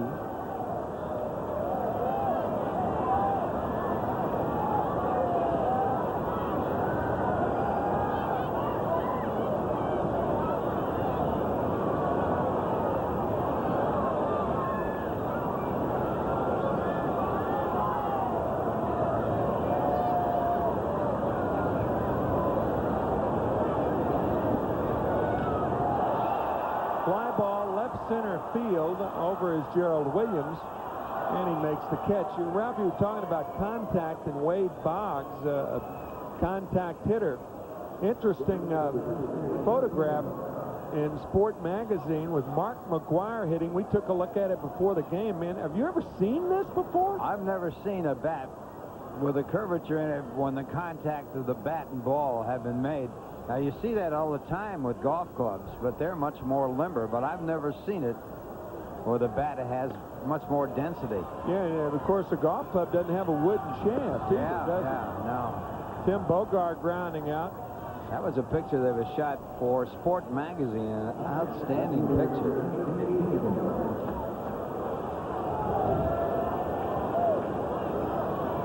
You could see clearly that the wood actually bent on the swing and contact of Mark McGwire, but that bat didn't break on contact. He's hit it a little bit near the center of the bat. It's not quite on the sweet spot. Not quite, but close. Close enough. For a guy that strong. That's right. You don't have to hit him on that perfect spot with a guy that can hit the ball as hard as he can. Dave Gallagher doubled and scored the first run of the game in the 6th inning. Dave 1 for 2, filling in for Vince Coleman, who had one at bat this afternoon. 4-1 Mets on top of the Yankees. Ball and 2 strikes now to Dave Gallagher. 2 outs. We're in the 7th inning. Don't forget the Mets open on Monday afternoon, 2:10 game time, and then a 1:40 start next Wednesday. We'll be on the air at 1:30 if you can't make it out. And then the Houston Astros, that fine ball club of Art Howe, under new ownership. Drayton McClain buying the club from John McMullen late last season. Cued fair. Look at this thing. We talked about punching Judy before, and Dave Gallagher will take it and laugh about it. Well, he was robbed of a hit back in the 3rd inning, so he gets part of it back. This ball is skewed, is the word maybe, or cued, right off the end of the bat, just beyond the bag, hits in fair territory. And he has a base hit, his 2nd of the game.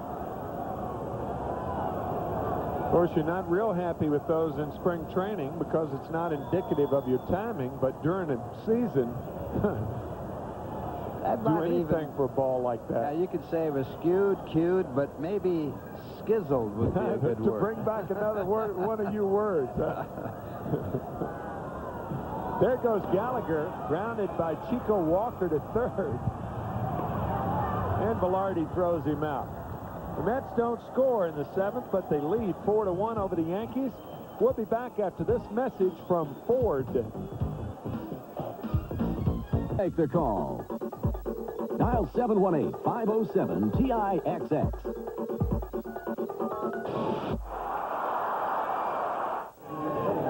New pitcher for the Mets, Paul Gibson, to pitch. He's 0-1 off last year's record and literally pitching for a spot in the ball club. He was scheduled to pitch yesterday in Washington, D.C. and was rained out of that. And so a good performance here might keep him on the ball club. It's life or death as far as his major league career with the Mets is concerned.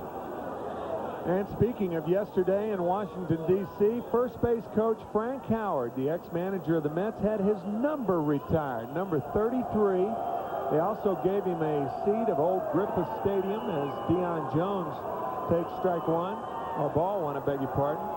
That was such a warm story, and Frank obviously pleased to have his number retired, and what a terrific hitter he was. I remember the 1969 All-Star game, his home run against Steve Carlton to the opposite field, and I mean, was it crushed. Started his career with the Los Angeles Dodgers, and one of the strongest players to ever play this game, and certainly credited with some of the longest home runs ever hit in the history of the game of baseball. 2 balls and a strike to Deion James, and he lifts one to right center field over his Orsulak. Now it's Thompson. 1 out. Replace their divots. Ryan slipping and sliding in the outfield. Pete Flynn and his ground crew hoping to have the grass to take hold a little bit better by Monday. There's Pete. Boy, he's had a tough winter with the winter that they've had here in New York. Snow and ice and rain, and you might want to go back to Ireland for good. Came from Ireland in the early 70s, did Pete, and should know something about Pete. Since Pete is 80% of the homes in Ireland are fueled by Pete. Ralph? Absolutely. 2 balls and no strikes to Randy Velarde.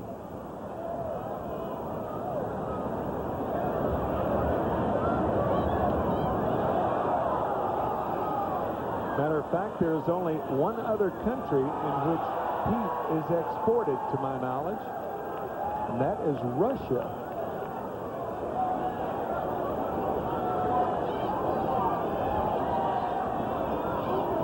See what you have to look forward to this year, fans? Yeah, for Pete's sake, why wish you wouldn't bring those things up? It's a good feed, wasn't it? 2-2 to Randy Velarde. 4-1 Mets here in the 8th. It's not worth repeating.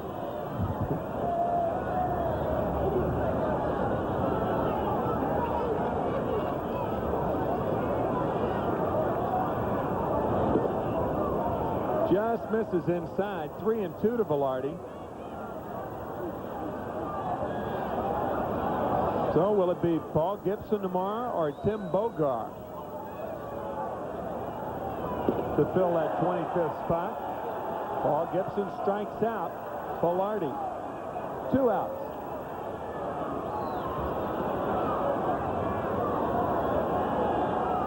One of the things that is against Paul Gibson is that the Mets do lack a middle infielder in case Jeff Kent or Tony Fernandez goes down.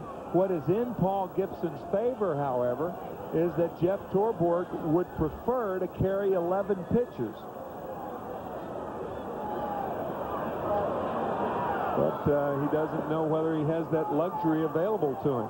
It's a ball and no strikes now to Matt Noakes, who is the pinch hitter for Jim Leyritz.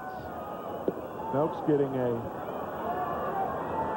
shot to hit against the left-handed pitcher. And it's a good break for Gibson because Gibson has a reputation of not getting left-hand hitters out. If he could strike out Matt Noakes here, it would help his cause. 2 balls and a strike to Matt.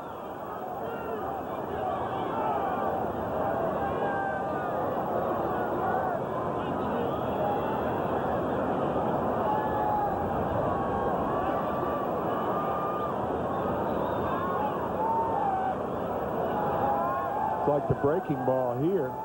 Yep, the curve is high. 3 balls and a strike to Matt Noakes.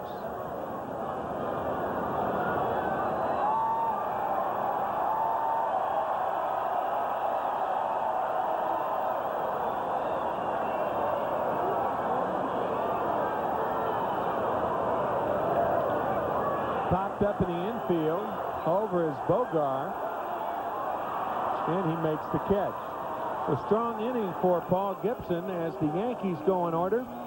Still 4-1 Mets after 8. We're back after this from Chase, Manhattan. Barr is with MASH, right? That's right. Well, Steve is not far behind as he comes in with a record of 2-2 with 30 saves, the #1 relief man for the Yankees last year. Look at that earned run average, 1.56.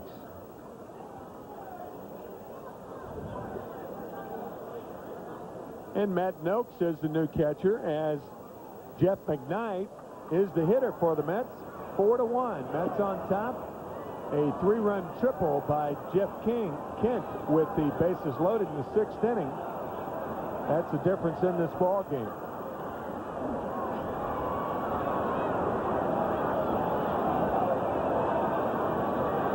McKnight 0 for 1. He did walk and score a run in the 6th inning.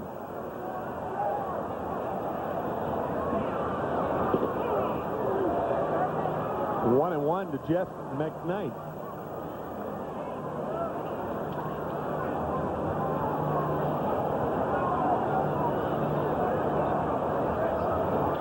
Curve lifted to center field. Back is Williams, and he off his glove. Well, the one thing that we have seen today is that Gerald Williams and right fielder Mike Humphreys, they play very shallow. I'll tell you, you're going to get burned occasionally at doing that, but generally speaking, you're going to be better off. Well, one of the things that hampers the outfield is this heavy turf. It's very wet out there, so you can't get your full speed up, and that ball in and out of the glove. Yeah, that's a good point, Ralph, because he normally catches that ball. Yeah. Slow Score down. that an error. That's a tough error. Yep. So an error on Gerald Williams. And Joe Orsulak, who is 0 for 2, takes ball 1. 1-0 to Orsulak.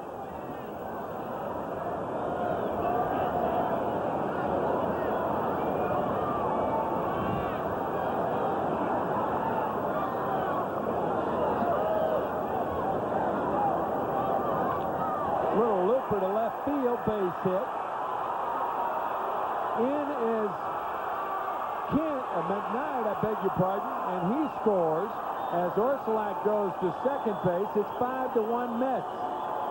Fine base running by Jeff McKnight, scoring on a shallow single by Orsulak.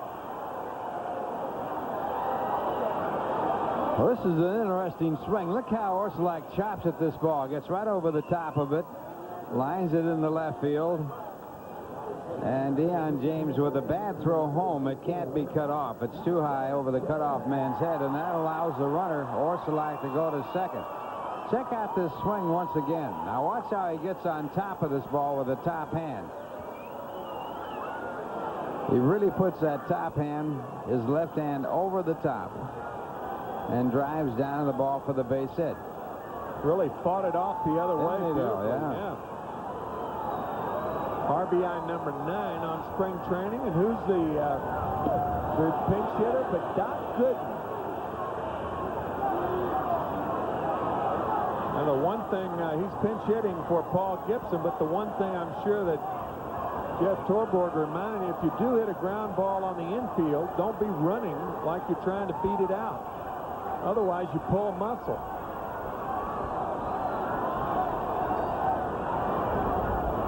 Check swing. It's 0-2 to Gooden.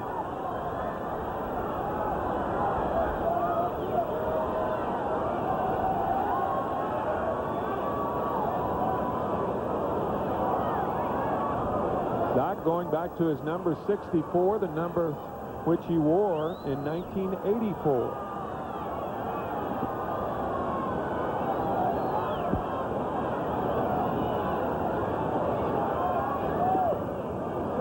Then he became 1/4 of that, wearing number 16 from 85 on.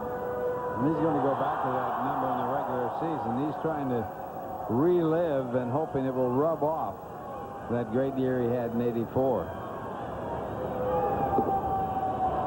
2-2 to Gooden. You're watching Mets Baseball 93 on Channel 9 WWOR-TV, Secaucus, New Jersey.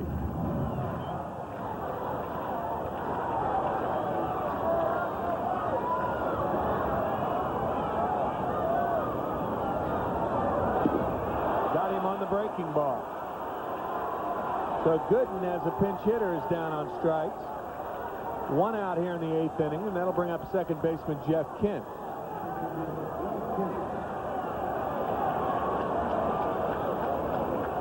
With Doc wearing number 64, I have one question. If you drive through the Lincoln Tunnel and you come out on 42nd Street and you're going into Manhattan, there is a huge sign against a building, and it's Doc Gooden. It's been there for about 7 years, and his number is 16 there. Now, it's number 64, so what do you do? What does Nike do? It's an advertisement for Nike. Well, Doc, they'll have to repaint that 64, I suppose. Either that or close the tunnel. Hi to Kent. It's 1-1 to Jeff Kent. He has said that he will go back to his regular number in the season, and he'll be the opening day pitcher. 16, yeah. That takes care of that. Maybe a phone call by Nike took care of that. Yeah, a little Hey, graffiti Doc. might have taken care of that too. Fly ball right center and playable. Humphreys over to make the catch. Tagging at second is Orsulak. He goes to third, but there are 2 outs. And Ryan Thompson coming up. Leonard Jr. Thompson.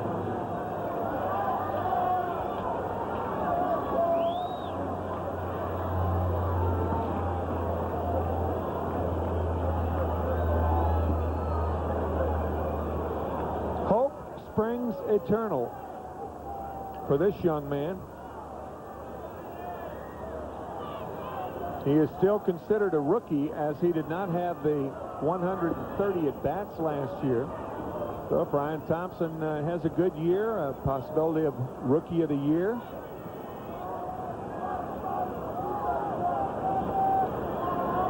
Last Rookie of the Year for the Mets, Darryl Strawberry in 1983. Oh, nope, Doc Gooden. Right after Darryl Strawberry, and this one looped in the photographer's booth, so it's 0-2 to Ryan Thompson.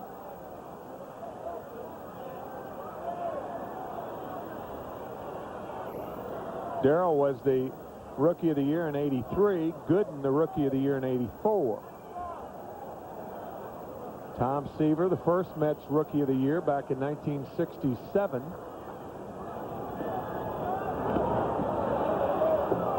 This one fouled off the shin guard of Eric Gregg, still 0-2.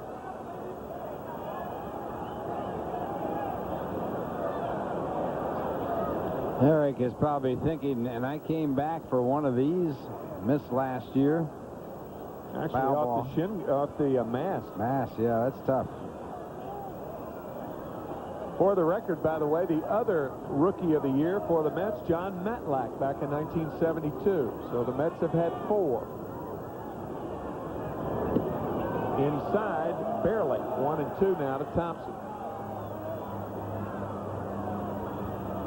Rookie of the Year started in 1947. First one was Jackie Robinson of the Brooklyn Dodgers.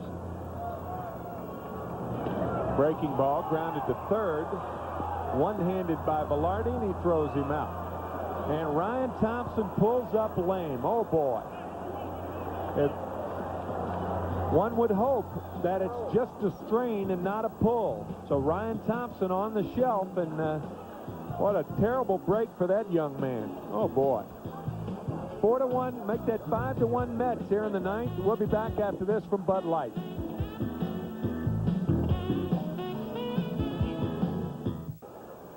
Well, there are many changes in this inning, but the big news is that Ryan Thompson re-injured that left leg. You may remember the earlier part of spring training. He missed about a week, and they thought initially Sam McCrary right there with Ryan's left leg, Steve Garland in the foreground, And they thought initially that it was a strain of his left hamstring, and he looked to be in some pain there.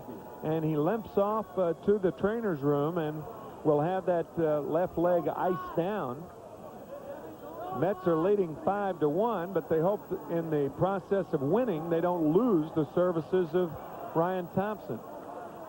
Here are the changes in the outfield. McKnight, who was at first, moves to left. Dave Gallagher in center. Orsulak in right. Charlie O'Brien at first, and Anthony Young, the pitcher. And Anthony Young, a good spring. Coming in to finish out this ball game for the Mets. And he faces Kevin Moss, and the fastball is outside corner, actually. 0-1 to Kevin Moss. Young 2-14 last year, but right in the middle of all that, he had a fine series of games in relief, picking up for John Franco when Franco went down with an injury. He and Franco tying for the Mets lead in saves with 15 apiece. A ball and 2 strikes to Kevin Moss. Moss will be the designated hitter against right-handed pitchers for the Yankees this year. Really no place to put him. Got Mattingly at first base. That's his best position. Guy who broke in fine fashion, hitting 15 home runs in his first 133 at-bats for the Yankees. That's a fantastic start. It reminds me of a player that broke in with the Pirates named Dino Restelli. You tell a great story about Dino Restelli. Why don't you tell it right now? 1 out. Well, he was doing so well. He had something like 7 home runs in his first 9 games or so, and then he faced Ewell Blackwell. Ewell, the greatest, toughest right-hand pitcher that any right-hand batter ever faced. And he asked me, what does this guy throw? And I said, I really don't know. I said, you'll just be lucky if you stay alive. Well, as it turned out, he did stay alive, but he got hit by a 2-strike pitch right on the left shoulder, and if he hadn't gotten that left shoulder up, he would never have been around. The reason Blackwell hit him was because he gave him that little wave saying, come on, it's ready to pitch. He wore glasses. He stepped out of the box after the first 2 pitches with 2 strikes on him, and he took his bandana out, cleaned up his glasses, and put him back on, stepped back in the batter's box, dug a hole with his back foot. I'm in the on-deck circle. I'm afraid to look. And the next pitch got him right on the left shoulder. I mean, you just didn't do that in those days. And not to a guy like Blackwell, from what I've heard. It's 2 balls and a strike to Gerald Williams.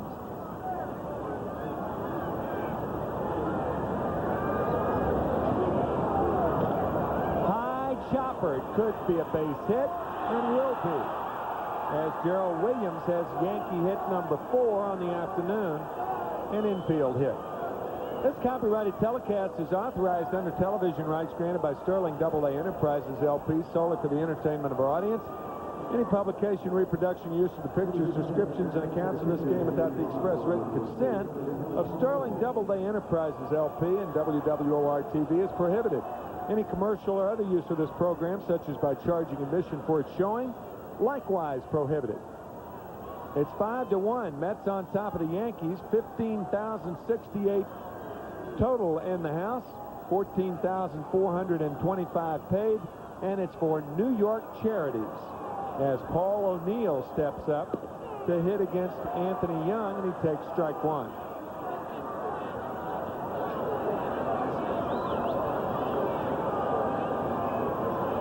Yankees looking for a big year out of this guy who came to the Pinstripes for Roberto Kelly. Cincinnati had a terrific spring, as did the Yankees. Cincinnati leading the Grapefruit League, 18-8. Yankees 20-10, second to Cincinnati in percentage. Mets, if they win this ball game, at 500, 14-14. Side door slider misses. 1 ball, 2 strikes to Paul O'Neill. 5-1 Mets. Just outside, 2-2.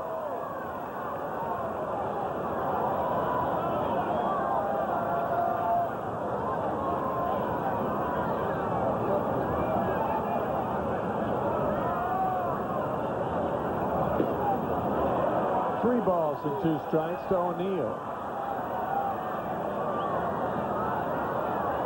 These two teams will meet at Yankee Stadium tomorrow afternoon as part of the charity operation. Predicting a fine day tomorrow. There goes Gerald Williams. The fastball is outside. So Young walks O'Neill. 2 on and 1 out here in the 9th inning. 5-1 Mets, and that'll bring up Andy Stankiewicz, the shortstop. Jeff Ennis is up and throwing. I would imagine Young will be permitted to work this inning.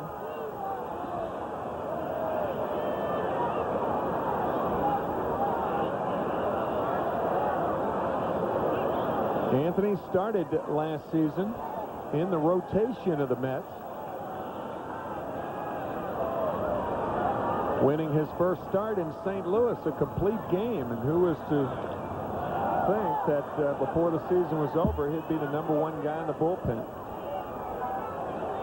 0-1 to Stankiewicz.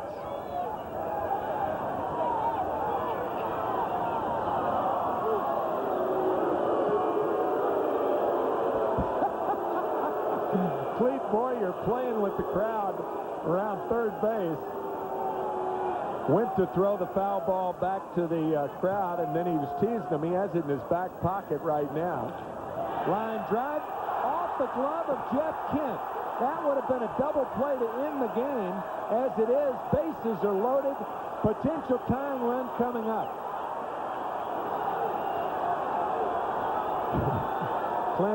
Cletus has still got that ball in his back pocket. And Anthony Young would have had the game in his back pocket had Jeff Kent come up with that line drive. Well, he had his back pocket picked right here. He looks in the glove and it's not there, as that ball had some knuckle on it. Knuckleball trajectory. They're going to score it as a base hit, which is unbelievable. Should have been a double play in the ball game. So potential tying run, Pat Kelly the batter. And he flies it to right field. In is Orsulak, an easy play for Joe. Basket catch. Runners do not advance. There are now 2 outs.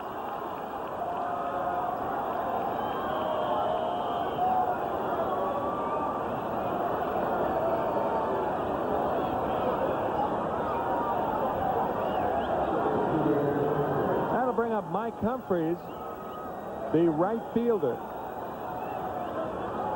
Humphreys 0 for 3 on the afternoon.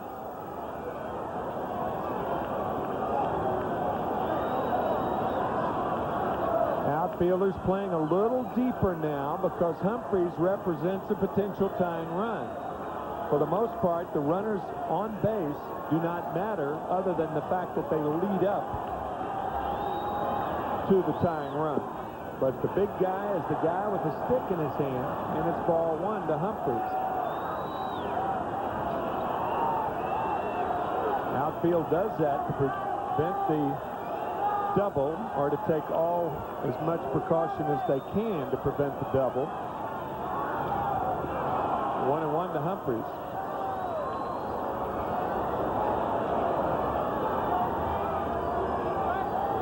The idea being, of course, that if you play deeper, you can cut off the angle a lot better.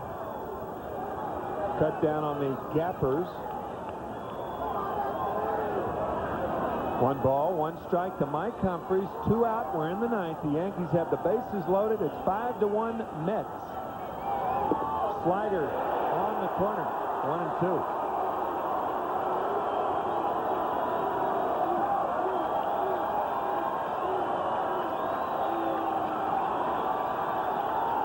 Mets fans are on their seat. Now they're standing.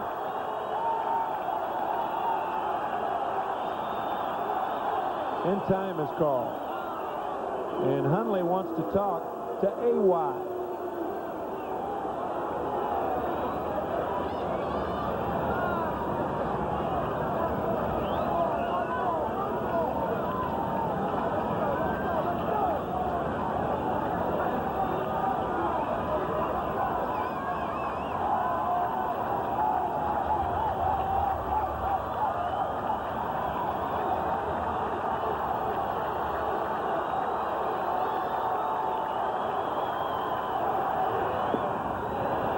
Fastball is down. The one thing a young catcher doesn't want to do is set up too early.